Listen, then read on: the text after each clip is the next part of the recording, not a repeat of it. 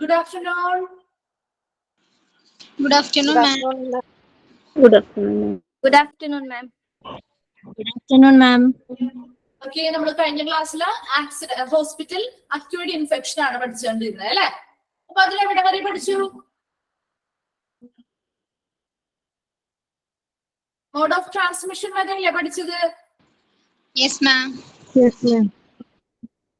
Okay, നമുക്ക് mode of ട്രാൻസ്മിഷനിൽ ഏതൊക്കെയാണ് mode of ട്രാൻസ്മിഷനിൽ വരുന്നത്? എത്ര ടൈപ്പ് വരുന്നുണ്ട്? 5 type ഉണ്ട് madam. അതിൽ ഏതൊക്കെയാണെന്നോ ആരെങ്കിലും ഒരു രണ്ടുപേര് രണ്ടെണ്ണം ഇതൊന്ന് പറഞ്ഞേ, എന്തൊക്കെയാണ് വരുന്നത്?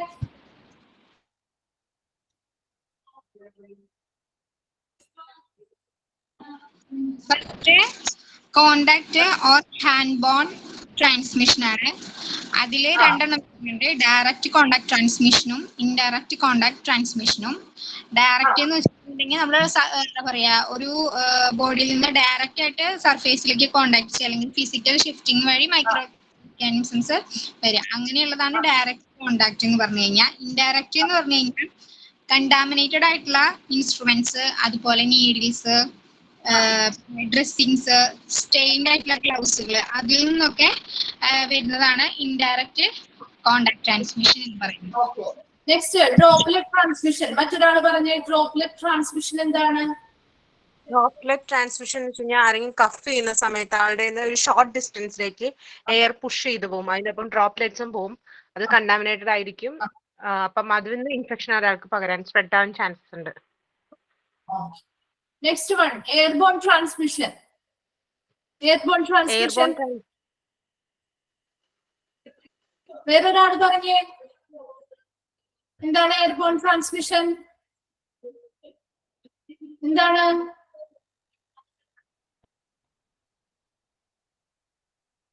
മറ്റൊരാൾ പറഞ്ഞേ എയർബോൺ ട്രാൻസ്മിഷൻ എന്താണെന്നുള്ളത്.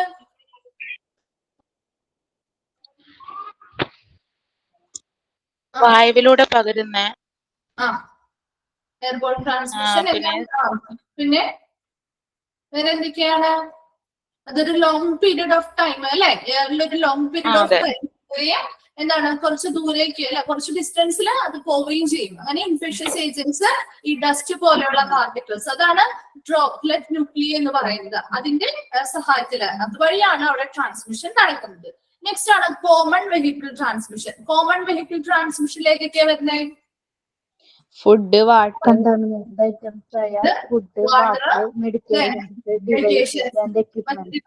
എക്യുപ്മെന്റ്സ് ഒക്കെ കോമൺ വെഹിക്കിൾ ട്രാൻസ്മിഷനിൽ വരുന്നുണ്ട്.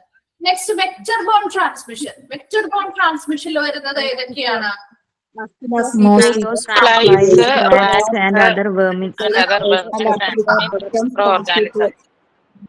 അതെ, ലൈവ് ആയിട്ടുള്ള ലിവിങ് ഓർഗാനിസംസ് വഴിയാണ് അല്ലെ. അതായത് മോസ്കിറ്റോസോ, ഫ്ലൈസോ, റാറ്റ്സോ, അത് പെർമിൻസ് പോലെയുള്ള മൈക്രോ ഓർഗാനിസം അല്ലെങ്കിൽ അങ്ങനെയുള്ള ലിവിങ് ഓർഗാനിസംസ് ആണ് ഈ മൈക്രോ ഓർഗാനിസത്തിനെ ട്രാൻസ്മിറ്റ് ചെയ്യാനായിട്ട് സഹായിക്കുന്നത്. അപ്പൊ അത് ക്ലിയർ ആയല്ലോ. അപ്പൊ നമുക്ക് നെക്സ്റ്റ് വൺ വരുന്നതാണ് പ്രിവെൻഷൻ. എന്താണ് പ്രിവെൻഷൻ എന്ന് പറഞ്ഞാല്? എന്താണ് പ്രിവെൻഷൻ? പ്രതിരോധം അല്ലെ, അതിനെ തടയുക എന്നുള്ള മീനിങ് ആണ് വരിക അല്ലെ. അപ്പൊ ഇവിടെയും നമ്മുടെ ഹോസ്പിറ്റൽ അക്യൂട്ട് ഇൻഫെക്ഷൻ അല്ലെങ്കിൽ നോസോകോമിയൽ ഇൻഫെക്ഷനെ തടയാനായിട്ട്, അത് സ്പ്രെഡ് ചെയ്യുന്നത്, ഇതിന്റെ ട്രാൻസ്മിഷൻ തടയാനായിട്ട് കുറച്ച് മുൻകരുതലുകൾ അല്ലെങ്കിൽ കുറച്ച് കാര്യങ്ങൾ നമ്മൾ ചെയ്യേണ്ടതായിട്ടുണ്ട് അല്ലെ. അപ്പൊ അതിലെ പ്രിവെൻഷൻ അല്ലെങ്കിൽ പ്രതിരോധമാണ്. എങ്ങനെയാണ് അതിനെ പ്രിവെന്റ് ചെയ്യേണ്ടത്, അല്ലെങ്കിൽ എങ്ങനെയാണ് അതിനെ തടയേണ്ടത് എന്നുള്ള കാര്യങ്ങളാണ് നമ്മൾ പഠിക്കാൻ പോകുന്നത്. ഇപ്പൊ ഒരു ഹോസ്പിറ്റലുമായി ബന്ധപ്പെട്ട് ഇങ്ങനെയുള്ള കാര്യങ്ങൾ, ഇവിടുത്തെ പ്രിവെൻഷന് വേണ്ടി ഇങ്ങനെയുള്ള ഇൻഫെക്ഷൻസ് സ്പ്രെഡ് ആവുന്നത് തടയാനായിട്ട് കുറച്ച് കാര്യങ്ങളൊക്കെ ചെയ്യേണ്ടതായിട്ടുണ്ട്. അപ്പൊ നോക്കി, prevention, the controlling nosocomial infection is to implement quality assurance or quality control measures to the healthcare sectors. അപ്പൊ എന്താണ് ഹെൽത്ത് കെയർ സെക്ടേഴ്സിൽ, നമ്മുടെ ഹോസ്പിറ്റൽ പോലെയുള്ള ഹെൽത്ത് കെയർ സെക്ടേഴ്സിൽ അവിടെ ഈ നോസോകോമിയൽ ഇൻഫെക്ഷൻസിനെ കൺട്രോൾ ചെയ്യാനായിട്ട് അവിടെ ക്വാളിറ്റി അഷുറൻസ്, എന്താണ്, ഗുണനിലവാരം ഉറപ്പുവരുത്തുക. അതുപോലെ തന്നെ അവിടെ കൊടുക്കുന്ന ആ ഒരു സേവനത്തിന്റെ ക്വാളിറ്റി കൺട്രോൾ, ഗുണനിലവാരം നിയന്ത്രിക്കുക എന്നുള്ള പോലെയുള്ള കാര്യങ്ങളൊക്കെ ഇംപ്ലിമെന്റ് ചെയ്യുക, നടപ്പിലാക്കുന്നത് വഴി നമുക്ക് നോസോകോമിയൽ ഇൻഫെക്ഷനെ കൺട്രോൾ ചെയ്യാനായിട്ട് സാധിക്കും. അതോടൊപ്പം തന്നെ ഞാൻ എവിഡൻസ് ബേസ്ഡ് ആയിട്ടുള്ള ഒരു management can be A feasible approach. അപ്പൊ ഇവിടെ ഒരു പ്രായോഗികമായിട്ടുള്ള ഒരു സമീപനം എന്ന് പറയുന്നത് എവിഡൻസ് ബേസ്ഡ് ആയിട്ടുള്ള ഒരു മാനേജ്മെന്റ് ആണ്. എന്താണ്? Best available evidence to make a decision. ഒരു ഡിസിഷൻ എടുക്കാനായിട്ട് അവൈലബിൾ ആയിട്ടുള്ള എവിഡൻസുകൾ കളക്ട് ചെയ്ത് അതിനനുസരിച്ച് ഒരു ഡിസിഷൻ എടുത്ത് ഈ ഇൻഫെക്ഷനെതിരെ പ്രതിരോധിക്കുക എന്നുള്ള ഒരു പ്രധാനമായിട്ട് വരുന്ന ഒരു പോയിന്റ് ഉണ്ട്. അപ്പൊ അതും ഒരു പ്രായോഗികമായിട്ടുള്ള ഒരു അപ്രോച്ച്, ഫീസിബിൾ അപ്രോച്ച് ആണ് ഇതുമായി സംബന്ധിച്ചത്. അപ്പൊ അതിന് കുറച്ച് കാര്യങ്ങൾ നമ്മൾ ചെയ്യേണ്ടതായിട്ടുണ്ട്. These are the following ways to prevent HIV. ഇനി ഇങ്ങനെ താഴെ പറയുന്ന കാര്യങ്ങളൊക്കെ നമ്മൾ ഫോളോ ചെയ്യുന്നത് വഴി നമുക്ക് ഹോസ്പിറ്റൽ അക്യൂട്ട് ഇൻഫെക്ഷനെ ഒരു പരിധി വരെ നമുക്ക് തടയാനായിട്ട് സാധിക്കും. അതിന് വരുന്ന പോയിന്റ്സ് ജസ്റ്റ് നിങ്ങൾ എന്താണ് ആ ഹെഡിങ് എന്തൊക്കെയാണെന്നുള്ളത് എന്തായാലും മനസ്സിലാക്കി വെക്കുക. അതിനുള്ളിൽ വരുന്ന പോയിന്റ്സ് എന്താണെന്നൊരു ജനറൽ ഐഡിയ മതി കേട്ടോ. എന്താണ് ഇങ്ങനെയാണെന്നൊന്നും ചോദിക്കില്ല. ഇപ്പൊ ഓരോ പോയിന്റ്സ് എന്നിട്ട് അത് എന്തിനെ പറ്റിയുള്ളതാണ് എന്ന് ചോദിക്കാം. അല്ലാതെ എന്താണ് സ്റ്റെറിലൈസേഷൻ അല്ലെങ്കിൽ എന്താണ് സാനിറ്റേഷൻ എന്നുള്ളത് നമ്മൾ ക്വസ്റ്റ്യൻസ് കണ്ടിട്ടില്ല. ഈ ഒരു ചാപ്റ്ററുമായി ബന്ധപ്പെട്ടാണ് പറയുന്നത്. അപ്പൊ സ്റ്റെറിലൈസേഷൻ ഒക്കെ നമുക്ക് CSSD-ലെ കുറച്ച് ഡീറ്റെയിൽഡ് ആയിട്ടൊക്കെ നമ്മൾ പഠിക്കുന്നുണ്ട് വേറൊരു ചാപ്റ്ററിൽ. അപ്പൊ അതുകൊണ്ട് തന്നെ നമുക്ക് ഇവിടെ ജസ്റ്റ് ഒന്ന് നിങ്ങളൊന്ന് ഓവറോൾ ആയിട്ടൊന്ന് ഐഡിയയിൽ മനസ്സിലാക്കി വെച്ചാൽ മതി. ഓക്കെ, അപ്പൊ ഫസ്റ്റ് വൺ വരുന്നതാണ് സാനിറ്റേഷൻ എന്ന് പറയുന്നത്. അപ്പൊ സാനിറ്റേഷൻ എന്താണ്? സാനിറ്റേഷൻ അവിടെ എന്താ ചെയ്യുക? സാനിറ്റേഷനില് നമ്മളാണെങ്കിലും സാനിറ്റേഷൻസ് വീട്ടിലെ സാനിറ്റേഷൻസ് ചെയ്യാറില്ലേ? എന്താണ് സാനിറ്റേഷൻ? ജെംസിനെ കില്ല് ചെയ്യുന്ന ശുചീകരണം അല്ലെ? അപ്പൊ അവിടെ നമ്മൾ സാനിറ്റേഷൻ ചെയ്യുമ്പോൾ നമ്മൾ എന്തൊക്കെയാ പ്രധാനമായിട്ടും നമ്മൾ ചെയ്യാറ്? നമ്മുടെ വീടുകളിലെ ശുചീകരണം നടത്തുമ്പോൾ നമ്മൾ എന്തൊക്കെയാ ചെയ്യാ? ക്ലീനിങ് ചെയ്യുക അല്ലെ? വെരി ഗുഡ്, ക്ലീനിങ് ആണ് ചെയ്യുക. പ്രധാനമായിട്ടും നമ്മൾ വരുന്നത് എന്താ? കഴുകി നല്ല നീറ്റായിട്ട് ക്ലീൻ ആയിട്ട് ഇടുക എന്നുള്ളതാണ് ഇതിൽ പ്രധാനമായിട്ടും നമ്മുടെ വീടുകളിൽ ചെയ്യുന്നത്. ഇപ്പൊ ഹോസ്പിറ്റലിലും ഇതുപോലെ തന്നെ സാനിറ്റേഷൻസ് അല്ലെങ്കിൽ ശുചീകരണങ്ങൾ നടത്തണം. Hospital must have sanitation protocols. അവരുടേതായിട്ടുള്ള സാനിറ്റേഷൻ ചെയ്യാനുള്ള കുറച്ച് പ്രോട്ടോകോൾസ് കാര്യങ്ങൾ ഉണ്ടാവും. അതിനനുസരിച്ചായിരിക്കണം അവിടെ സാനിറ്റേഷൻസ് ചെയ്യേണ്ടത്. കൺസേണിങ് യൂണിഫോംസ്, അവിടെ വർക്ക് ചെയ്യുന്ന സ്റ്റാഫുകൾ യൂസ് ചെയ്യുന്ന യൂണിഫോമുകളിലായിക്കോട്ടെ, അതായത് തുണിത്തരങ്ങൾ, അതുമായി ബന്ധപ്പെട്ട് സാനിറ്റേഷൻ വേണം. അതുപോലെ തന്നെ അവർ ഉപയോഗിക്കുന്ന എക്യുപ്മെന്റ്സിന്റെ സ്റ്റെറിലൈസേഷനുമായി ബന്ധപ്പെട്ട് സാനിറ്റേഷൻ വേണം. ദെൻ വാഷിംഗ് അല്ലെ, കഴുകൽ നടക്കുന്നുണ്ട്. അതുപോലെ തന്നെ മറ്റ് അതർ പ്രിവെന്റീവ് മെഷേഴ്സ്, മറ്റ് പ്രതിരോധ നടപടികളൊക്കെ ഹോസ്പിറ്റലുകളിൽ നടക്കുന്നുണ്ട്. അത് ആ ഒരു സാനിറ്റേഷൻ പ്രോട്ടോകോളിനനുസരിച്ച് നിർബന്ധമായിട്ടും അങ്ങനെയുള്ള കാര്യങ്ങൾ ഫോളോ ചെയ്തുകൊണ്ട് നിന്നാൽ മാത്രമേ നമുക്ക് ഈ ഹോസ്പിറ്റൽ അക്യൂട്ട് ഇൻഫെക്ഷൻസിൽ നിന്ന് പ്രതിരോധിക്കാനായിട്ട് പറ്റുള്ളൂ. അപ്പൊ ഇങ്ങനെയുള്ള കാര്യങ്ങൾ ഹോസ്പിറ്റലിൽ നിർബന്ധമായിട്ടും ഇങ്ങനെയുള്ള സാനിറ്റേഷൻസ്, അതുപോലെ തന്നെ സ്റ്റെറിലൈസേഷൻ പോലെയുള്ള മെത്തേഡുകൾ നിർബന്ധമായിട്ടും ഹോസ്പിറ്റലിൽ ചെയ്തിരിക്കണം. ഹാൻഡ് വാഷിംഗ്, ഇനി അതിൽ വരുന്ന ഒരു പ്രൊസീജിയർ ആണ് എന്താണ്? ഹാൻഡ് വാഷിംഗ് ചെയ്യുക അല്ലെ? നല്ല രീതിയിൽ ഹാൻഡ് വാഷിംഗ് ചെയ്യുക. അത് നമ്മൾ ഉദ്ദേശിക്കുന്ന സാധാ ഒരു എന്തെങ്കിലും ഒരു ലിക്വിഡിനെ ബേസ് ചെയ്തിട്ട് ഒരു ഹാൻഡ് വാഷിംഗ് അല്ല ഉദ്ദേശിക്കുന്നത്. ഇവിടെ എന്താണ്? നല്ല പ്രോപ്പർ ആയിട്ടുള്ള ശരിയായ രീതിയിലുള്ള ഹാൻഡ് വാഷിംഗ് ആണ് വേണ്ടത്. അപ്പൊ നമ്മൾ ഹാൻഡ് വാഷിങ്ങിനെ പറ്റിയൊക്കെ പ്രോപ്പർ ആയിട്ടുള്ള രീതികൾ എന്താണ് കാര്യങ്ങൾ എന്നുള്ളത് നമ്മൾ ഈ ഒരു ചാപ്റ്ററിൽ ലാസ്റ്റ് പഠിക്കുന്നുണ്ട് കേട്ടോ. അപ്പൊ അത് അന്നേരം നമുക്ക് കുറച്ചുകൂടി ഡീറ്റെയിൽ ആയിട്ട് പഠിക്കാം. ഇവിടെ എന്താണ്? ഒരു തൊറോ ഹാൻഡ് വാഷിംഗ്, വളരെ നന്നായിട്ട് ഒരു ഹാൻഡ് വാഷിംഗ് നടത്തുക. അല്ലാന്നുണ്ടെങ്കിലോ or use of alcohol drugs by all medical personnel before and after each patient contact is one of the most effective ways to fight nosocomial infection. അപ്പോൾ ഇവിടെ അവിടെ മെഡിക്കൽ പേഴ്സണൽസ് ഉദ്ദേശിക്കുന്ന ആരെയാണ്? പേഴ്സണൽ എന്ന് പറഞ്ഞാൽ നമ്മളിവിടെ ആരാ? ഡോക്ടേഴ്സ് മാത്രമല്ല, അവിടുത്തെ സ്റ്റാഫുകൾ എല്ലാവരെയും കൂടിയാണ് പേഴ്സണൽസ് എന്ന് പറയാം കേട്ടോ. അപ്പൊ മെഡിക്കൽ പേഴ്സണൽസ് അല്ലെങ്കിൽ അവിടെ ഉൾപ്പെടുന്ന എല്ലാ മെഡിക്കൽ സ്റ്റാഫുകളും എങ്ങനെയാണ്? അവര് ഇപ്പൊ ഒരു പേഴ്സണെ അവര് ട്രീറ്റ്മെന്റിന്റെ ഭാഗമായിട്ട് അവര് കോണ്ടാക്ട് ആവുന്നുണ്ട്. അവരുമായിട്ട് കോണ്ടാക്ട് ആവുന്നുണ്ടെങ്കിൽ മറ്റൊരു പേഷ്യന്റുമായിട്ട് കോണ്ടാക്റ്റിൽ വരുന്നത് എന്താണ്? അങ്ങനെ രണ്ടുപേരുമായിട്ട് കോണ്ടാക്റ്റിൽ വരുമ്പോൾ ഈ ഒരു പേഷ്യന്റിൽ ഉണ്ടായിരുന്ന ഇൻഫെക്ഷൻസ് മറ്റൊരാളിലേക്ക് പകരാനായിട്ടുള്ള ചാൻസ് ഉണ്ട് ഇവര് വഴി അല്ലെ? സ്റ്റാഫ്സ് വഴി. അപ്പൊ എപ്പോഴും ഈ സ്റ്റാഫുകൾ അല്ലെങ്കിൽ മെഡിക്കൽ പേഴ്സണൽസ് അല്ലെങ്കിൽ അവിടെ വർക്ക് ചെയ്യുന്ന മെഡിക്കൽ സ്റ്റാഫുകൾ എങ്ങനെയായിരിക്കണം? അവര് എപ്പോഴും ഹാൻഡ് വാഷ് ചെയ്തിരിക്കണം. അതായത് ഒരു പേഷ്യന്റിനെ അവരെന്തെങ്കിലും അവരുടെ ട്രീറ്റ്മെന്റിന്റെ ഭാഗമായിട്ട് കോണ്ടാക്റ്റിൽ വന്നു കഴിഞ്ഞാൽ ഉടനെ തന്നെ എന്ത് ചെയ്യുക? ഹാൻഡ് വാഷ് ചെയ്യുക. അതായത് ആ ഒരു പേഴ്സണെ ട്രീറ്റ്മെന്റിന് വേണ്ടിയിട്ട് കോണ്ടാക്ട് ചെയ്യുന്നതിന് മുൻപും ബിഫോർ വാഷ് ചെയ്യുക, അതുപോലെ തന്നെ അതിന് ശേഷവും ആഫ്റ്ററും വാഷ് ചെയ്യുക, ഹാൻഡ് വാഷ് ചെയ്യുക ശരിയായ പ്രൊസീജിയർ ഉപയോഗിച്ചിട്ട്. അല്ലാന്നുണ്ടെങ്കിലോ യൂസ് ഓഫ് ആൽക്കഹോൾ ഡ്രഗ്സ്, എന്താണ് ആൽക്കഹോൾ കണ്ടന്റ് അടങ്ങിയിട്ടുള്ള റബ്സ് ആണ്. ഇപ്പൊ നമ്മൾ കോവിഡ് കാലഘട്ടങ്ങളിലൊക്കെ സാനിറ്റൈസേഴ്സ് ഒക്കെ യൂസ് ചെയ്യാറുണ്ടായിരുന്നില്ലേ? അപ്പൊ അത് തന്നെയാണ് ഇവിടെ ആൽക്കഹോൾ ബേസ്ഡ് ആയിട്ടുള്ള അങ്ങനെ മൈക്രോബ്സിനെ നശിപ്പിച്ച് കളയാൻ സഹായിക്കുന്ന രീതിയിലുള്ള ഡ്രഗ്സ് യൂസ് ചെയ്തുകൊണ്ട്, അങ്ങനെയുള്ള ലിക്വിഡ്സ് ഒക്കെ യൂസ് ചെയ്തുകൊണ്ട് ഹാൻഡ് റബ്ബ് ചെയ്യുക. അപ്പൊ ഹാൻഡ് വാഷ് ചെയ്യാൻ പറ്റാത്ത കേസുകളിലാണ് നമുക്ക് ഇങ്ങനെയുള്ള സാനിറ്റൈസേഴ്സ് പോലെയുള്ള ആൽക്കഹോൾ കണ്ടന്റ് ഉള്ളവ യൂസ് ചെയ്തുകൊണ്ട് റബ്ബ് ചെയ്യാവുന്നതാണ്. ഇനി ഓൾ മെഡിക്കൽ പേഴ്സണൽസ്, എല്ലാ മെഡിക്കൽ പേഴ്സണൽസും നിർബന്ധമായിട്ടും അത് ചെയ്തിരിക്കണം. എപ്പോഴൊക്കെയാണ്? Before and after each patient contact. ഒരു പേഷ്യന്റുമായിട്ട് കോണ്ടാക്റ്റിൽ വരുമ്പോൾ അതിന് മുൻപും ഇങ്ങനെയുള്ള പ്രോസസ് ചെയ്തിരിക്കണം, അതിനുശേഷവും അല്ലെ. ആ ഒരു ആളുമായിട്ട് കോണ്ടാക്ട് വന്നു കഴിഞ്ഞാൽ അവരുടെ ഹാൻഡ് എങ്ങനെയായി? കണ്ടാമിനേറ്റഡ് ആയി അല്ലെ, മൈക്രോബ്സ് അവരുടെ ഹാൻഡിലേക്ക് പകരാനായിട്ടുള്ള ചാൻസ് ഉണ്ട്. അപ്പൊ ഇതേ സെയിം ഹാൻഡ് വെച്ചിട്ട് മറ്റൊരു പേഴ്സണിലേക്ക് പോയാലോ അവർക്കും ഈ ഒരു സെയിം മൈക്രോബ്സ് അവരിലേക്കും സ്പ്രെഡ് ചെയ്യാനായിട്ടുള്ള ചാൻസ് ഉള്ളത് കൊണ്ട് തന്നെ ഒരു പേഴ്സണുമായിട്ട് കോണ്ടാക്റ്റിൽ വരുമ്പോൾ അതിന് മുൻപും അതിന് ശേഷവും എന്ത് ചെയ്യണം? അവര് ഇങ്ങനെയുള്ള ഹാൻഡ് വാഷിംഗ് നടത്തിയിരിക്കണം, അല്ലെങ്കിൽ ആൽക്കഹോൾ മീഡിയമായിട്ടുള്ള റബ്സ് ഉപയോഗിച്ചിട്ട് റബ്ബ് ചെയ്തിരിക്കണം, അങ്ങനെയുള്ളത് യൂസ് ചെയ്തുകൊണ്ട് റബ്ബ് ചെയ്തിരിക്കണം. അപ്പൊ അതൊരു most effective way to fight nosocomial infection എന്നാണ് പറയുന്നത്. അപ്പൊ നോസോകോമിയൽ ഇൻഫെക്ഷനെതിരെ ഫൈറ്റ് ചെയ്യാനായിട്ട് ഏറ്റവും എഫക്റ്റീവ് ആയിട്ടുള്ള ഒരു വഴി എന്ന് പറയുന്നത് ഇത് തന്നെയാണ്. നെക്സ്റ്റ് നോക്കി, sanitising surfaces is part of control measures to reduce lessen nosocomial infections in health care environments. ഇനി എല്ലാ സർഫസസും നമ്മുടെ ഹോസ്പിറ്റലിൽ ഒരു ഹെൽത്ത് കെയർ സെക്ടറുമായി ബന്ധപ്പെട്ട് ഹെൽത്ത് കെയർ എൻവയോൺമെന്റിൽ വരുന്ന എല്ലാ സർഫസസും, എല്ലാ ഉപരിതലങ്ങളും എന്ത് ചെയ്യുക? സർഫസ് എന്ത് ചെയ്യുക? ഈ കൺട്രോൾ മെഷറിന്റെ ഭാഗമായിട്ട് സാനിറ്റേഷൻ പ്രോട്ടോകോൾ പറയുന്ന രീതിയിൽ തന്നെ സാനിറ്റൈസ് ചെയ്യുക.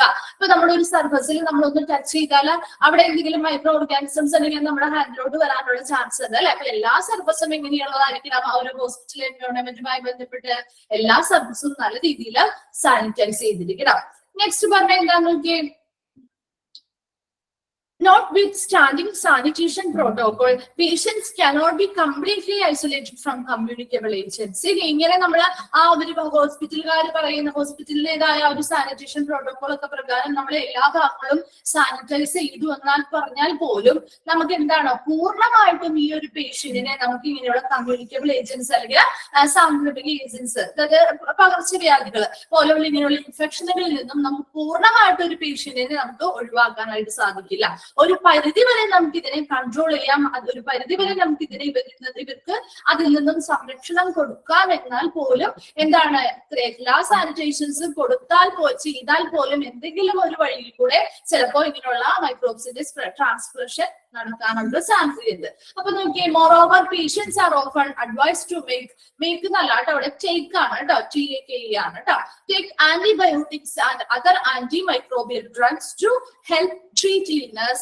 This may enlarge selection pressure for the emergence of resistant strains. ഇവിടെ എന്താണ്? ഇപ്പൊ പേഷ്യൻസ് അവരുടെ ട്രീറ്റ്മെന്റിന്റെ ഭാഗമായിട്ട് അവരോട് ആന്റിബയോട്ടിക്കുകൾ അതുപോലെ തന്നെ ആന്റി മൈക്രോബിയൽ ഡ്രഗ്സ് ഒക്കെ കഴിക്കാനായിട്ട് അല്ലെങ്കിൽ യൂസ് ചെയ്യാനായിട്ട് പറയാറുണ്ട് അല്ലെ. അപ്പൊ അങ്ങനെ ബയോട്ടിക്സ് അല്ലെങ്കിൽ മറ്റ് ആന്റി മൈക്രോബിയൽ ഡ്രഗ്സ് ഒക്കെ യൂസ് ചെയ്യുന്നത് വഴി അവർക്ക് എന്താണ് കിട്ടുക? അവർക്ക് ഒരു റെസിസ്റ്റൻസ് സ്റ്റേജ് അല്ലെങ്കിൽ അവരുടെ ബോഡിയിൽ ഒരു റെസിസ്റ്റൻസ് പവർ കിട്ടുകയാണ്. അങ്ങനെ റെസിസ്റ്റൻസ് പവർ കിട്ടുമ്പോൾ എന്താണ്? ഇങ്ങനെയുള്ള ഇൻഫെക്ഷ്യസ് ഏജൻസ് അവരുടെ ബോഡിയിൽ എത്തിയാൽ പോലും അവർക്ക് എന്ത് ചെയ്യാൻ പറ്റും? അതിനെതിരെ ഫൈറ്റ് ചെയ്ത് നിൽക്കാനുള്ള ഒരു ഇമ്മ്യൂണിറ്റി പവർ അവരിലുണ്ട്. അപ്പൊ അതുകൊണ്ട് തന്നെ അവർക്ക് ആ ഇൻഫെക്ഷൻസ് ഒക്കെ വന്നാൽ പോലും അവരെ അത് ബാധിക്കാതെ പോകും. അപ്പൊ അതുകൊണ്ട് തന്നെ ഇങ്ങനെ ട്രീറ്റ്മെന്റിൽ ഇരിക്കുന്ന പേഷ്യൻസിനോട് എന്ത് അഡ്വൈസ് ചെയ്യാറുണ്ട്? ആന്റിബയോട്ടിക്സോ അല്ലെങ്കിൽ മറ്റ് ആന്റി മൈക്രോബിയൽ ഡ്രഗ്സ് ഒക്കെ കഴിക്കാനായിട്ട് അല്ലെങ്കിൽ യൂസ് ചെയ്യാനായിട്ട് അഡ്വൈസ് ചെയ്യുന്നതും ഇതിനു വേണ്ടിയിട്ട് അത് നമുക്കൊരു ഹെൽപ്ഫുൾ ആയിട്ട് വരുന്നുണ്ട് അല്ലെ. അപ്പൊ അത് അങ്ങനെയുള്ളതും കൂടി കഴിക്കുമ്പോൾ അവിടെ വരുന്ന പേഷ്യൻസിന് എന്താണ് ഇങ്ങനെയുള്ള ഇൻഫെക്ഷൻസ് ഒക്കെ ഒരു പരിധി വരെ അവരുടെ ബോഡി അതിനെ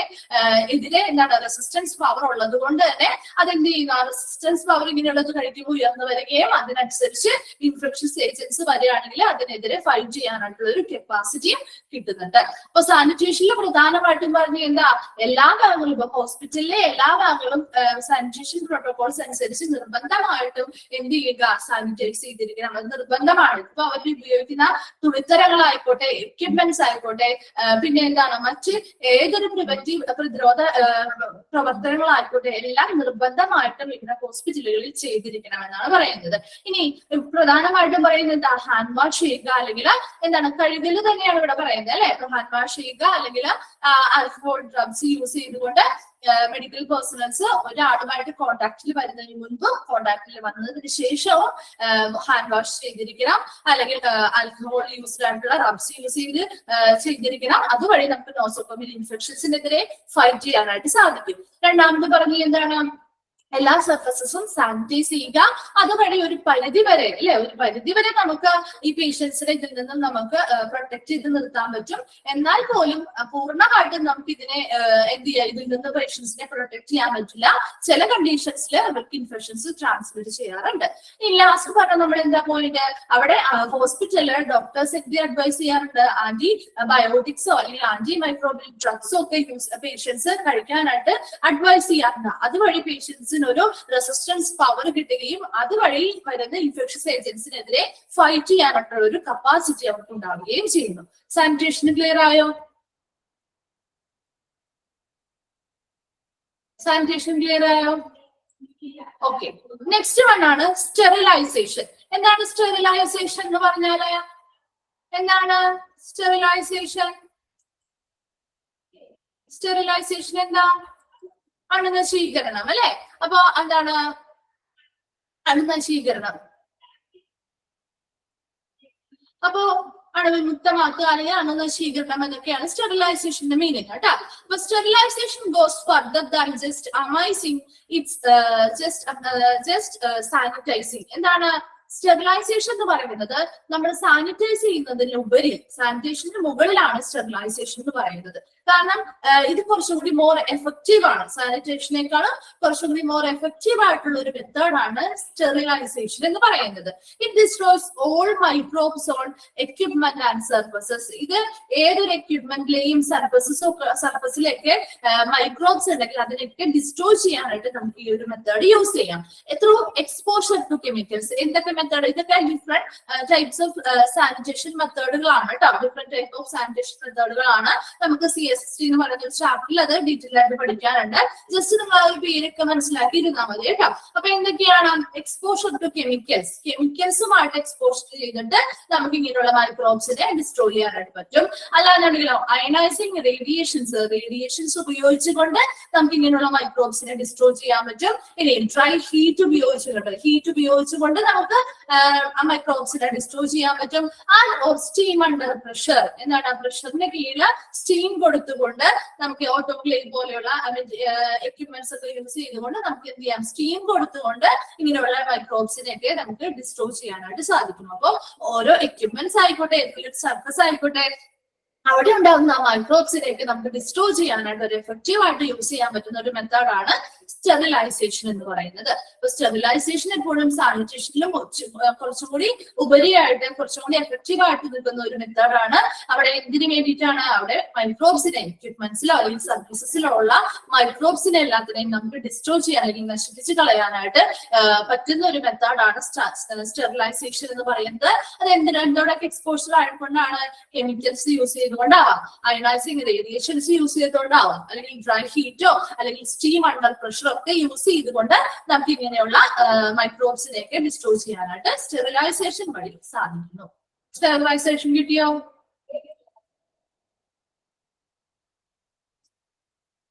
ഓക്കെ, നെക്സ്റ്റ് വൺ ആണ് ഐസൊലേഷൻ. ഐസൊലേഷൻ നിങ്ങൾക്ക് അറിയാമായിരിക്കും അല്ലെ, നമ്മൾ കേട്ടിട്ടുണ്ടാവുമല്ലോ ഐസൊലേഷൻ എന്താണെന്നുള്ളത് അല്ലെ. ഐസൊലേഷൻ എന്താണ്? ഐസൊലേഷൻ എന്താ? ഒറ്റപ്പെട്ട് അവരെ ഒറ്റയ്ക്ക് താമസിപ്പിച്ച് അല്ലെങ്കിൽ ഒറ്റയ്ക്ക് ഒരു റൂമിലാക്കി അവരെ എന്ത് ചെയ്യുക? ഐസൊലേറ്റ് ചെയ്യുന്ന റൂമുകളിൽ, ഐസൊലേറ്റഡ് റൂമുകൾ ഉണ്ട് അല്ലെ ഹോസ്പിറ്റലുകളിൽ. ആ ഐസൊലേറ്റഡ് ആയിട്ടുള്ള റൂമുകളിലാക്കി അവർക്ക് ട്രീറ്റ്മെന്റുകളൊക്കെ കൊടുക്കുന്നു. അപ്പൊ അവിടെ ഐസൊലേറ്റഡ് ആക്കുന്ന പേഷ്യൻസ് എങ്ങനെയുള്ളവരായിരിക്കും? എങ്ങനെയുള്ള പേഷ്യൻസിനെയാണ് നമ്മൾ ഐസൊലേറ്റഡ് ആക്കുന്നത്? ഐസൊലേറ്റഡ് പേഷ്യൻസ് ആക്കുന്നത് ഇപ്പൊ നമ്മുടെ കോവിഡ് വന്ന സമയങ്ങളിലോ ഒക്കെ നമ്മൾ ഇൻഫെക്റ്റഡ് ആയിട്ടുള്ള പേഷ്യൻസ് ആണ് അല്ലെ. അതായത് നമ്മൾ കോവിഡ് വന്ന സമയത്ത് നമ്മൾ ഐസൊലേറ്റഡ് ആക്കുന്നുണ്ട്. അത് എന്തിനു വേണ്ടിയിട്ടാണ്? ഇപ്പൊ ഓൾറെഡി കോവിഡ് ഉള്ള പേഷ്യൻസിനെ ഐസൊലേറ്റ് ആക്കുന്നുണ്ട്. അതുപോലെ തന്നെ മറ്റു കോവിഡ് അവരുമായി സമ്പർക്കത്തിൽ ഏർപ്പെട്ട ആളുകളെയൊക്കെ നമ്മൾ ഐസൊലേഷൻ റൂമുകളിലേക്ക് മാറ്റി താമസിപ്പിക്കുന്നുണ്ട്. അത് എന്തിനു വേണ്ടിയിട്ടാണ് അങ്ങനെ ഐസൊലേഷൻ റൂമുകളിലേക്ക് മാറ്റി താമസിപ്പിക്കുന്നത്? മറ്റുള്ളവർക്ക് പകരാതിരിക്കാൻ, അല്ലെ? മറ്റുള്ളവർക്ക് പകരാതിരിക്കാൻ വേണ്ടിയിട്ടാണ്. അപ്പൊ അതൊരു പ്രിക്കോഷൻ ആണ്, അല്ലെ? അതൊരു മുൻകരുതലാണ്. അതായത് മറ്റുള്ളവർക്ക് പകർന്നിട്ടില്ല എന്നാൽ പോലും അവർക്ക് പകരാതിരിക്കാനായിട്ട് നമ്മൾ ഓൾറെഡി ഒരു മുൻകരുതൽ എടുത്തുകൊണ്ട് ഇവരെ ഐസൊലേറ്റഡ് ആയിട്ടുള്ള റൂമുകളിലേക്ക് മാറ്റുന്നു. ഇവിടെയും ഐസൊലേഷൻ പറയുന്നതാണ് എങ്ങനെയാണ് കേട്ടോ. അപ്പൊ ഇവിടെ എക്സാമ്പിൾ ആയിട്ട് പറഞ്ഞിരിക്കുന്നത് example isolation of infectious cases in hospital. ഒരു ഹോസ്പിറ്റലിലെ ഇൻഫെക്ഷ്യസ് ആയിട്ടുള്ള കേസസ് വന്നാൽ നമ്മൾ അവരെ എന്ത് ചെയ്യുന്നു? ഐസൊലേഷൻ റൂമുകളിലേക്ക് മാറ്റുന്നു, അല്ലെങ്കിൽ അവരെ ഐസൊലേറ്റഡ് ആയിട്ട് മാറ്റി നിർത്തിയാണ് നമ്മൾ ട്രീറ്റ്മെന്റുകൾ കൊടുക്കുന്നത്. അപ്പൊ അതിനെയാണ് ഇവിടെ എക്സാമ്പിൾ ആയിട്ട് പറഞ്ഞിരിക്കുന്നത്. അതൊന്ന് മനസ്സിൽ വെച്ചിട്ട് നമുക്ക് മാറ്റി നോക്കാം കേട്ടോ. Isolation is the application of isolating precautions design to, അവിടെ ഒരു പോയിന്റ് പ്രിവെന്റ് എന്നുള്ളതൊന്ന് എഴുതി ചേർത്ത് കേട്ടോ. Design to prevent transmit microbes by common routes in hospital. ഒരു സാധാരണ ഹോസ്പിറ്റലിൽ ഒരു സാധാരണ വഴികളിലൂടെ മൈക്രോബ്സ് ട്രാൻസ്മിറ്റ് ചെയ്യുന്നത് തടയാനായിട്ട് യൂസ് ചെയ്തിരിക്കുന്ന ഒരു ഐസൊലേറ്റിംഗ് പ്രിക്കോഷൻ മെഷർ അല്ലെങ്കിൽ ഒരു മുൻകരുതലാണ് ഐസൊലേഷൻ എന്ന് പറയുന്നത്. കിട്ടിയോ? അപ്പൊ ഐസൊലേഷൻ എന്ന് പറയുന്നത് ഒരു ആപ്ലിക്കേഷൻ ആണ്. അതായത് എന്താണ് ചെയ്യുന്നത് അവിടെ? ഐസൊലേറ്റിംഗ്. ഇങ്ങനെയുള്ള പേഷ്യൻസിന്, ഇപ്പൊ ഇങ്ങനെയുള്ള ഇൻഫെക്ഷൻസ് ആയിട്ടുള്ള ആളുകളെയൊക്കെ നമ്മൾ എന്ത് ചെയ്യുന്നു? ഐസൊലേറ്റ് ചെയ്ത് ഒറ്റയ്ക്ക് അല്ലെങ്കിൽ ഒറ്റപ്പെടുത്തി മാറ്റി ഒരു റൂമിലേക്കൊക്കെ ഒറ്റയ്ക്ക് എടുത്ത് എന്താണ് നമ്മൾ ട്രീറ്റ്മെന്റുകൾ പ്രൊവൈഡ് ചെയ്യുന്നു. അപ്പൊ ഇവിടെ ഐസൊലേഷൻ എന്ന് പറയുന്നത് ഒരു മുൻകരുതലാണ്, ഒരു പ്രിക്കോഷൻ ആണ്. എന്തിനു വേണ്ടിയിട്ടാണ്? മറ്റുള്ളവർക്ക് ഈ രോഗം പകരാതിരിക്കാനായിട്ട് നമ്മളൊരു മുൻകരുതൽ എടുക്കുകയാണ്. അപ്പൊ ഇവിടെ ഹോസ്പിറ്റല് സാധാരണ രീതികളിലൂടെ പകരുന്ന മൈക്രോബ്സ് ഒന്നും എന്ത് ചെയ്യില്ല, അതിന്റെയൊക്കെ ട്രാൻസ്മിഷൻസിനെ നമുക്ക് എന്ത് ചെയ്യാൻ പറ്റും? തടയാനായിട്ടാണ് പ്രധാനമായിട്ടും ഐസൊലേഷൻ മെത്തേഡുകൾ ചെയ്യുന്നത്. അപ്പൊ ഇങ്ങനെ ഇൻഫെക്ഷൻസ് ആയിട്ടുള്ള ആളുകൾ ഉണ്ടെന്നുണ്ടെങ്കിൽ അവരിൽ നിന്ന് മറ്റുള്ളവരിലേക്ക് ഇങ്ങനെയുള്ള ഡിസീസസ് അല്ലെങ്കിൽ ഇൻഫെക്ഷൻസ് പകരാനായിട്ട് അല്ലെങ്കിൽ സ്പ്രെഡ് ചെയ്യാനായിട്ട് ഒത്തിരി ചാൻസ് ഉണ്ട്, അല്ലെ? കൂടുതലാണ്. അവരെല്ലാവരും ഉള്ള ഒരു ഏരിയയിലാണ് അവരെ താമസിപ്പിച്ചിരിക്കുന്നതെങ്കിൽ ഇപ്പൊ ഒരു വാർഡിലൊക്കെ ഒരു ഇൻഫെക്ഷൻസ് ആയിട്ടുള്ള ഒരാളെ കൊണ്ടുവന്ന് കിടത്തുകയാണെന്നുണ്ടെങ്കിൽ ആ ഇൻഫെക്ഷൻസ് കുറച്ചു നേരം കൊണ്ട് തന്നെ മറ്റുള്ളവരിലേക്കൊക്കെ സ്പ്രെഡ് ചെയ്യാനുള്ള ചാൻസ് ഉണ്ട്, അല്ലെ? പല മോഡ് ഓഫ് ട്രാൻസ്മിഷൻസ് നമ്മൾ പഠിച്ചതാണ്. അപ്പൊ അങ്ങനെ ട്രാൻസ്മിഷൻസ് നടക്കുന്നുണ്ടെങ്കിൽ, അങ്ങനെ ട്രാൻസ്മിഷൻസ് വന്നു കഴിഞ്ഞാൽ ഒത്തിരി പേര് അതുമായിട്ട് ഇൻഫെക്റ്റഡ് ആവും. അതുകൊണ്ട് തന്നെ അതിനെതിരെ മുൻകരുതൽ എടുക്കാൻ, അതിനെ തടയാൻ വേണ്ടിയിട്ട് നമ്മൾ എന്ത് ചെയ്യും? ഇവരെ ഐസൊലേറ്റഡ് ആയിട്ടുള്ള റൂമുകളിലേക്ക് മാറ്റും. Because agent and host factors are more difficult to control, അല്ലേ? അപ്പൊ അവിടെ വരുന്ന ആ ഇൻഫെക്ഷ്യസ് ഏജൻസ്, അതുപോലെ ഹോസ്റ്റ് ഫാക്ടേഴ്സ് നമുക്ക് പറയുന്നത്, അതിനെ നമുക്ക് കൺട്രോൾ ചെയ്ത് നിർത്തുക എന്ന് പറയുന്നത് കുറച്ച് ഡിഫിക്കൽട്ട് അല്ലേ? പെട്ടെന്ന് നമുക്ക് അങ്ങോട്ട് അവിടെ നിൽക്കുക എന്ന് പറഞ്ഞാൽ നിൽക്കുന്ന സാധനമാണ്. അപ്പൊ കുറച്ച് എന്താണ് ഡിഫിക്കൽട്ട് ആണ് ഈ ഒരു ഇൻഫെക്ഷ്യസ് ഏജന്റ് എന്താണോ അതിനെ കൺട്രോൾ ചെയ്യുക, അതിന്റെ ആ ഒരു പകർച്ച, അത് പകർന്നു പോകുന്നത് അല്ലെങ്കിൽ ട്രാൻസ്മിറ്റ് ചെയ്തു പോകുന്നതിനെ തടയുക എന്ന് പറയുന്നത് കുറച്ച് ഡിഫിക്കൽട്ട് ആണ്. അതുകൊണ്ട് തന്നെ അതിനെ തടയാൻ വേണ്ടിയിട്ട് ഇന്ററപ്ഷൻ ഓഫ്, എന്താണ് ഇന്ററപ്ഷൻ എന്ന് പറഞ്ഞാൽ? തടസ്സം അല്ലെങ്കിൽ തടയുക എന്നുള്ള മീനിങ് ആണ് കേട്ടോ. തടസ്സം of transfer of microbes is directed mainly by transmission. അപ്പൊ ഇതിന്റെ പകർച്ച തടയണമെങ്കിൽ നമ്മൾ ഇതിന്റെ ട്രാൻസ്മിഷൻ തടയണം, വേണ്ടേ? അപ്പൊ അതിന്റെ ആ മോഡ് ഓഫ് ട്രാൻസ്മിഷൻ ഉള്ളതിനെ തടഞ്ഞാൽ മാത്രമേ നമുക്ക് ഇതിന്റെ പകർച്ച തടയാനായിട്ട് സാധിക്കുള്ളൂ. അല്ലെങ്കിൽ ഇത് എന്താവും? ഒരു ആളിൽ നിന്ന് മറ്റൊരാളിലേക്ക് ഇങ്ങനെ സ്പ്രെഡ് ചെയ്ത് പോയിക്കോട്ടെ ഇരിക്കും. അപ്പൊ ഐസൊലേറ്റഡ് ആയിട്ടുള്ള റൂമുകളിൽ നമ്മൾ ഇങ്ങനെയുള്ള പേഷ്യൻസിനെ വെക്കുകയാണെന്നുണ്ടെങ്കിൽ മറ്റുള്ളവരുമായിട്ട് ഒരു സമ്പർക്കം ഇല്ലാത്തത് കൊണ്ട് തന്നെ മറ്റാർക്കും ഈ ഒരു രോഗം പകരാനായിട്ട് അല്ലെങ്കിൽ പകരാനായിട്ട് ഒരു മീഡിയം ഇല്ല, അല്ലെ? പകർന്നു പോവാനായിട്ട് സാധിക്കില്ല, സ്പ്രെഡ് ചെയ്ത് പോകാനായിട്ട് സാധിക്കാത്തത് കൊണ്ട് തന്നെ അതൊരു പ്രിക്കോഷൻ മെഷർ ആയിട്ട് നമുക്ക് യൂസ് ചെയ്യുന്നു, അല്ലെങ്കിൽ ഒരു മുൻകരുതൽ എടുക്കുന്ന ഒരു ആപ്ലിക്കേഷൻ അല്ലെങ്കിൽ ഒരു മെത്തേഡ് ആയിട്ട് നമുക്ക് ഐസൊലേഷനെ യൂസ് ചെയ്യാം. ഇതിന് എക്സാമ്പിൾ ആണ് പറഞ്ഞത്. Example isolation of infectious cases in hospital. ഒരു ഹോസ്പിറ്റലിലെ ഇൻഫെക്ഷ്യസ് കേസസ് വരുമ്പോൾ ഐസൊലേറ്റ് ചെയ്യുന്നതാണ് ഇതിനൊരു എക്സാമ്പിൾ ആയിട്ട് നമ്മൾ മനസ്സിലാക്കേണ്ടത്. കിട്ടിയോ? ഐസൊലേഷൻ എന്താണെന്നുള്ളത് ജസ്റ്റ് നമ്മൾ ഇത്രയും മാത്രം മനസ്സിലാക്കുക. ഐസൊലേഷൻ റൂമുകളിലാക്കുന്നു, അവരെന്ത് ചെയ്യുന്നു? മറ്റുള്ളവരിലേക്ക് പകരുന്നത് തടയുന്നു. അത്രയും മാത്രം മനസ്സിലാക്കിയാൽ മതി കേട്ടോ. നോക്കിയേ, നെക്സ്റ്റ് വൺ ആണ് ഹാൻഡ് വാഷിംഗ്. എന്താണ് ഹാൻഡ് വാഷിംഗില്? ഹാൻഡ് വാഷിംഗ് ഒരു പ്രോസസ് ആയിട്ട് തന്നെ പഠിക്കാനുണ്ട് കേട്ടോ. അപ്പൊ hand washing frequently is called the single most prime measure to lessen the risk of transmitting skin microbes from one person to another or from one site to another. ഒരാളിൽ നിന്ന് മറ്റൊരാളിലേക്കോ അല്ലെങ്കിൽ ഒരു സൈറ്റിൽ നിന്ന് മറ്റൊരു സൈറ്റിലേക്കോ ഇങ്ങനെയുള്ള സ്കിൻ മൈക്രോബ്സിന്റെ ട്രാൻസ്മിഷൻ, അത് transmit ചെയ്യുന്നതിന്റെ ആ ഒരു റിസ്ക് അല്ലെങ്കിൽ ഒരു അപകട സാധ്യത കുറയ്ക്കാനായിട്ട് ഏറ്റവും ഇമ്പോർട്ടന്റ് ആയിട്ട് യൂസ് ചെയ്യുന്നത്, അല്ലെങ്കിൽ അതാണ് പ്രൈം മെഷർ എന്ന് പറയുന്നത്. ഏറ്റവും പ്രധാനമായിട്ടുള്ള ഒരു മെഷർ ആണ് എന്തെന്ന് പറയുന്നത്? Hand washing frequently. എന്താണ് ഹാൻഡ് വാഷിംഗ്? ഇടയ്ക്കിടയ്ക്ക് ഹാൻഡ് വാഷിംഗ് ചെയ്യുക എന്നുള്ളത്. അപ്പൊ ഹാൻഡ് വാഷിംഗ് എന്ന് പറയുന്നത് വളരെ ഇമ്പോർട്ടന്റ് ആയിട്ടുള്ള കാര്യമാണ്. അപ്പൊ അങ്ങനെ ഹാൻഡ് വാഷിംഗ് ചെയ്യാൻ പറ്റുന്നില്ലാത്ത കേസുകളിലാണ് നമ്മൾ ആൽക്കഹോൾ കണ്ടന്റ് ഉള്ള റബ്ബുകൾ ഉപയോഗിച്ച് ചെയ്യാന്ന് പറഞ്ഞത്. ഇവിടെ ഹാൻഡ് വാഷിംഗ് എന്ന് പറയുന്ന ഒരു പ്രോസസ്സ് തന്നെയാണ്. ആ ഒരു മെത്തേഡിലൂടെ നമുക്ക് ഒത്തിരി രോഗങ്ങൾ സ്പ്രെഡ് ആവുന്നത് തടയാനായിട്ട് പറ്റും. അപ്പൊ ഏറ്റവും സിംഗിൾ മോസ്റ്റ് ആയിട്ടുള്ള പ്രൈം മെഷർ എന്ന് പറയുന്നത്, ആ ഒരു വേർഡ് ഇമ്പോർട്ടന്റ് ആണ് കേട്ടോ. Prime measure, single most prime measure എന്ന് പറയുന്നത് ഏതാണ്?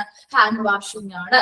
ഓക്കെ, നെക്സ്റ്റ് നോക്കി, washing hands as in a proper and thorough manner as possible between patient contacts and after contact with blood, body fluids, secretions or excretions and equipment articles contaminated by them is a prime factor of infection control and isolation precautions. ഇവിടെ എന്താണ് hand washing നടത്തുന്നത്? അത് എങ്ങനെയുള്ള hand washing ആയിരിക്കണം? Proper ആയിട്ട്, നന്നായിട്ട്, ശരിയായ രീതിയിൽ നന്നായി ഹാൻഡ് വാഷ് ചെയ്താൽ മാത്രമേ നമുക്ക് അതിന്റെ ഒരു എഫക്ട് ഉണ്ടാവുള്ളൂ. അല്ലാതെ ജസ്റ്റ് വെറുതെ പോയി വാട്ടറിന്റെ അടിയിൽ വെച്ച് എന്തെങ്കിലും ഒരു ലിക്വിഡ് യൂസ് ചെയ്തുകൊണ്ട് ഹാൻഡ് വാഷ് ചെയ്തുകൊണ്ട് കാര്യമില്ല. ഇത് പ്രോപ്പർ ആയിട്ട് വളരെ ശരിയായ രീതിയിൽ നല്ല പ്രൊസീജിയർ, നന്നായിട്ടുള്ള ആ കറക്റ്റ് പ്രൊസീജിയറിലൂടെ തന്നെ ഹാൻഡ് വാഷ് ചെയ്തിരിക്കണം. അങ്ങനെ ഹാൻഡ് വാഷ് ചെയ്യണം. അതെങ്ങനെയാണ്? As a possible between patient contacts, പേഷ്യൻസുമായിട്ട്, മറ്റു പേഷ്യൻസുമായിട്ട് കോണ്ടാക്റ്റിൽ വരുമ്പോൾ ചെയ്യണം. അതുപോലെ തന്നെ ആഫ്റ്റർ കോണ്ടാക്ട് വിത്ത്, എന്തുമായിട്ട് കോണ്ടാക്ട് വരുമ്പോഴോ, ബ്ലഡോ, ബോഡി ഫ്ലൂയിഡ്സോ, സെക്രീഷൻസോ, എക്സ്ക്രീഷൻസോ അല്ലെങ്കിൽ മറ്റ് എക്യുപ്മെന്റ് ആർട്ടിക്കിൾസ്, എന്താണ് കണ്ടാമിനേറ്റഡ് ആയിട്ടുള്ള ഉപകരണങ്ങളോ ഒക്കെ ആയിട്ട് കോണ്ടാക്റ്റിൽ വരുമ്പോഴും ഇങ്ങനെ ഹാൻഡ് വാഷിംഗ് ചെയ്തിരിക്കണം.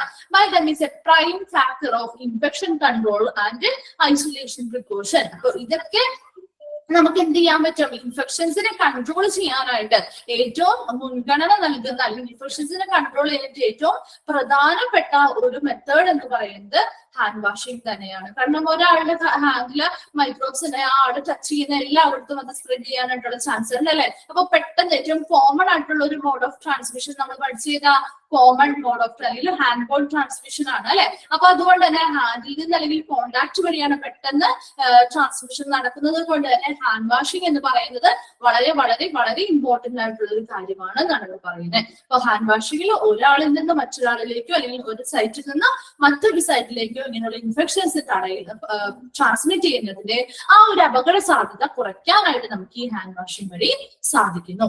കിട്ടിയോ ഹാൻഡ് വാഷിംഗ് എന്താണെന്ന്? ഓക്കെ, നെക്സ്റ്റ് വൺ ആണ് പേഴ്സണൽ പ്രൊട്ടക്റ്റീവ് എക്യുപ്മെന്റ്. നമ്മൾ പഠിച്ചിട്ടുണ്ടല്ലോ പേഴ്സണൽ പ്രൊട്ടക്റ്റീവ് എക്യുപ്മെന്റ്. എവിടെന്നാ പേഴ്സണൽ പ്രൊട്ടക്റ്റീവ് എക്യുപ്മെന്റ്? ഏത് ചാപ്റ്ററിലാണ് നമ്മൾ പഠിച്ചത്? പേഴ്സണൽ പ്രൊട്ടക്റ്റീവ് എക്യുപ്മെന്റ് അല്ലെങ്കിൽ PPE അല്ലെ? PPE ഏത് ചാപ്റ്ററിലാണ് പഠിച്ചത്? നമ്മള് ചാപ്റ്റർ ഒക്കെ മറന്നുപോയോ? ഏത് ചാപ്റ്ററിലാണ് PPE പഠിച്ചത്? നോർത്ത് നോക്കിയേ, ഏത് ചാപ്റ്ററിലാണ് നമ്മൾ പേഴ്സണൽ പ്രൊട്ടക്റ്റീവ് എക്യുപ്മെന്റ് പഠിച്ചത്? സ്പില്ലേജ് വേസ്റ്റിലാണോ? ലോണ്ട്രി അല്ലെ? ലോണ്ട്രിയിൽ പഠിച്ചു. ഓക്കെ, അപ്പൊ ഇവിടെ ലോണ്ട്രി ഡിപ്പാർട്ട്മെന്റുമായി ബന്ധപ്പെട്ട് നമ്മൾ PPE ഞാൻ നിങ്ങൾ പഠിപ്പിച്ചിരിക്കുന്ന ലോണ്ട്രി ഡിപ്പാർട്ട്മെന്റുമായി ബന്ധപ്പെട്ടാണ് കേട്ടോ.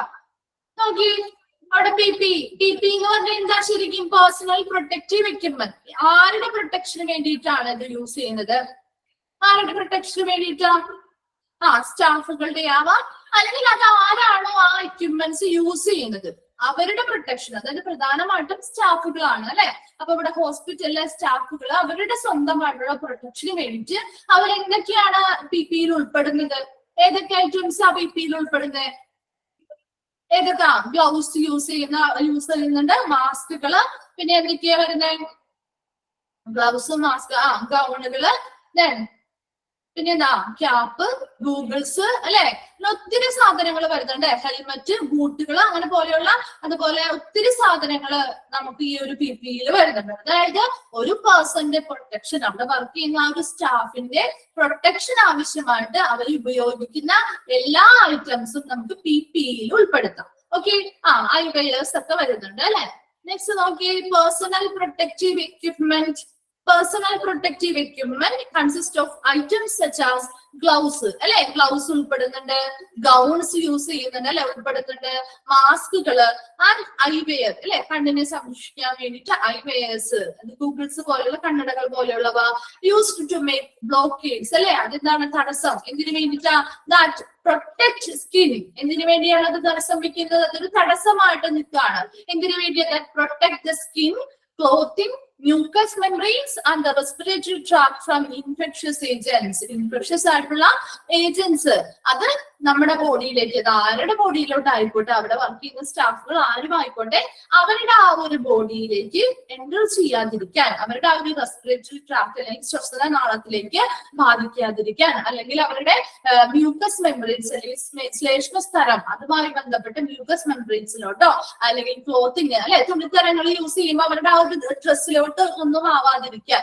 അല്ലെങ്കിൽ അവരുടെ സ്കിന്നിലേക്ക് എത്താതിരിക്കാൻ ഒക്കെ പ്രൊട്ടക്ട് ചെയ്യുക അല്ലെങ്കിൽ സംരക്ഷിക്കുന്നതായിട്ടുള്ള എക്യുപ്മെന്റ്സിലെ ഐറ്റംസ് ആണ് നമ്മുടെ ഈ പേഴ്സണൽ പ്രൊട്ടക്റ്റീവ് എക്യുപ്മെന്റിൽ വരുന്നത് അല്ലെ. എന്തൊക്കെയാണ് പ്രധാനമായിട്ടും വരുന്നത്, ഗ്ലൗസ് വരുന്നുണ്ട്, മാസ്കുകൾ വരുന്നുണ്ട്, ഐവെയറുകള്, ഗൗണുകൾ പോലെയുള്ള ഒത്തിരി ഐറ്റംസ് അതിൽ വരുന്നുണ്ട്. അതെല്ലാം നമ്മുടെ ആ വരുന്ന അവിടുത്തെ സ്റ്റാഫുകളുടെ പ്രൊട്ടക്ഷൻ അല്ലെങ്കിൽ സംരക്ഷണം നിലനിർത്തിയിട്ടുള്ള അല്ലെങ്കിൽ നിർത്തിയിട്ടുള്ള ഐറ്റംസ് ആണ് അതിൽ വരുന്നത്. ഓക്കെ, നെക്സ്റ്റ് വന്ന് നോക്കിയേ, gloves. Gloves beside hand washing, gloves play a pivotal role in the possibilities of transmission of organism, possibilities of reducing beside hand washing, gloves play a pivotal role in the possibilities of reducing transmission of microorganisms ആണ് കേട്ടോ.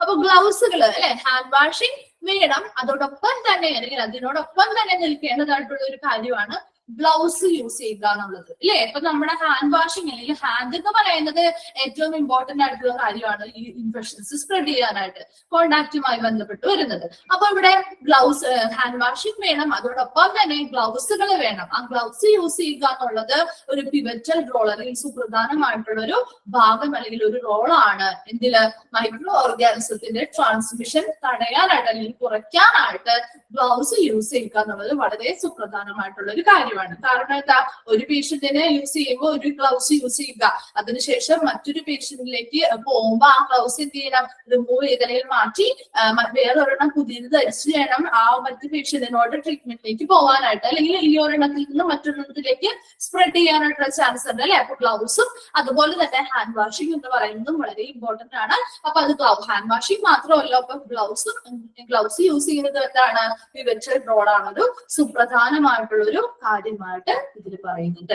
Next നോക്കിയേ, additional precautions. ഇനി ഇത്രയും കാര്യങ്ങൾ common ആയിട്ട് നമ്മൾ ചെയ്യേണ്ടതായിട്ടുള്ള കുറച്ച് കാര്യങ്ങളാണ് ഇനി പറയുന്നത്. അഡീഷണൽ ആയിട്ട്, അതായത് ഓരോ ഡിസീസ് ട്രാൻസ്മിഷൻ അനുസരിച്ച് ഓരോന്നിനും വ്യത്യസ്തമായിട്ടുണ്ടാവും കേട്ടോ. കുറച്ച് കാര്യങ്ങളൊക്കെ കോമൺ ആയിട്ട് തന്നെയാണ് പറയുന്നത്. നോക്കിയേ, അഡീഷണൽ പ്രിക്കോഷൻ. അതിൽ ഫസ്റ്റ് വരുന്നതാണ് എയർബോൺ പ്രിക്കോഷൻ. അതായത് എയർബോൺ പ്രിക്കോഷൻ എന്താണ്, എയർബോൺ ട്രാൻസ്മിഷൻ എന്ന് പറയുന്നത് നമ്മള് എയറിലൂടെയുള്ള ട്രാൻസ്മിഷൻ അല്ലെ, എയർബോൺ ട്രാൻസ്മിഷൻ എന്ന് പറഞ്ഞു. അപ്പൊ ഇവിടെ എയർബോൺ ട്രാൻസ്മിഷന് വേണ്ടിയിട്ട് അല്ലെങ്കിൽ എയറിലൂടെ പകരുന്നതായിട്ടുള്ള ഇൻഫെഷ്യസ് ഏജൻസ് അവയുടെ പകർച്ച തടയാനായിട്ട്, ഇങ്ങനെയുള്ള എയർബോൺ ട്രാൻസ്മിഷൻസിനെ തടയാനായിട്ട്, അങ്ങനെ എയറിലൂടെ വരുന്ന ആ പകർച്ചവ്യാധികളെ തടയാനായിട്ട് നമ്മൾ കുറച്ച് പ്രിക്കോഷൻസ് അല്ലെങ്കിൽ മുൻകരുതലുകൾ എടുക്കേണ്ടതായിട്ടുണ്ട്. അപ്പൊ അതിൽ ഫസ്റ്റ് വരുന്ന പോയിന്റ് ആണ് individual room with sufficient ventilation. എന്താണ്, ഓരോരുത്തർക്കും ഇൻഡിവിജ്വൽ ആയിട്ടുള്ള റൂമുകൾ അവൈലബിൾ ആണ്. അപ്പൊ എല്ലാവർക്കും ചിലപ്പോൾ ഇൻഡിവിജ്വൽ റൂമുകൾ കൊടുക്കാനൊന്നും പറ്റിയിരുന്നില്ല, അത് ഓരോരുത്തരുടെയും കണ്ടീഷൻ അനുസരിച്ചാണ് കേട്ടോ. അപ്പൊ ആ പേഷ്യൻസിന് ഇപ്പൊ ചിലപ്പോ പേഷ്യൻസിന് തീരെ ഒട്ടും വയ്യാത്ത ആളുകളാണെന്നുണ്ടെങ്കിൽ അവർക്ക് ഇൻഡിവിജ്വൽ ആയിട്ടുള്ള റൂമുകൾ കൊടുക്കേണ്ടതായിട്ട് വരും. അപ്പൊ എല്ലാവർക്കും ചിലപ്പോൾ കിട്ടിയെന്ന് വരില്ല, അവൈലബിൾ ആണെങ്കിൽ അവർക്ക് ഇൻഡിവിജ്വൽ ആയിട്ടുള്ള റൂമുകൾ കൊടുക്കാം വിത്ത് സഫിഷ്യന്റ് വെന്റിലേഷൻ. സഫീഷ്യന്റ് ആയിട്ടുള്ള വെന്റിലേഷൻ ഉള്ള റൂമുകളായിരിക്കണം. This consist of where possible negative pressure door closed. ഇനി എന്താണ്, ഇപ്പൊ നമ്മളൊരു റൂമിൽ ഡോർ ക്ലോസ് ചെയ്തിരിക്കുന്ന ഡോർ എന്ത് ചെയ്യണം, അത് ക്ലോസ് ചെയ്തിടണം. അത് നിർബന്ധമാണ്. കാരണം തുറന്നിട്ട് കഴിഞ്ഞാൽ പുറത്തുള്ള എയർ അകത്തേക്ക് കയറുകയും അതുവഴി ഇൻഫെക്ഷൻസ് വരാനായിട്ടുള്ള ചാൻസ് ഉണ്ട്. അപ്പൊ എപ്പോഴും ഡോർ ക്ലോസ് ചെയ്തിടണം അല്ലെ. അങ്ങനെ ഡോർ ക്ലോസ് ചെയ്തിടുമ്പോ ഇപ്പൊ നമ്മുടെ റൂമിലാണെങ്കിൽ നമുക്ക് വാതിലോ ജനലോ, വാതിൽ മാത്രമേ ഉള്ളൂ, ജനലോ കാര്യങ്ങളോ ഒന്നും ഒന്നുമില്ല എന്ന് വിചാരിക്കുന്നത് നമുക്ക് ആ ഒരു റൂമിൽ കുറെ നേരം ഇരിക്കുമ്പോൾ നമുക്ക് എന്താവും, ഒരു നെഗറ്റീവ് ആയിട്ടുള്ള ഒരു പ്രഷർ അല്ലെങ്കിൽ നെഗറ്റീവ് ആയിട്ടുള്ള ഒരു മൈൻഡ് ആയിരിക്കും നമുക്ക് ഉണ്ടാവുക അല്ലെ. നമുക്ക് ഒരു പ്ലസന്റ് ആയിട്ടുള്ള ഒരു ഫീലിംഗ് ഉണ്ടാവില്ല. അതുപോലെ തന്നെയാണ് ഇവിടെയും. അപ്പൊ അതിന് വേണ്ടിയിട്ടാണ് എപ്പോഴും എന്താണ് ഡോർ എപ്പോഴും ക്ലോസ് ചെയ്തിടണം. അതുകൊണ്ട് തന്നെ അവിടെ നല്ല രീതിയിലുള്ള ശരിയായ രീതിയിലുള്ള വെന്റിലേഷൻസ് അവർക്ക് പ്രൊവൈഡ് ചെയ്തുകൊണ്ട് അങ്ങനെയുള്ള ഇൻഡിവിജ്വൽ റൂംസ് ആണ് അവർക്ക് കൊടുക്കേണ്ടത്.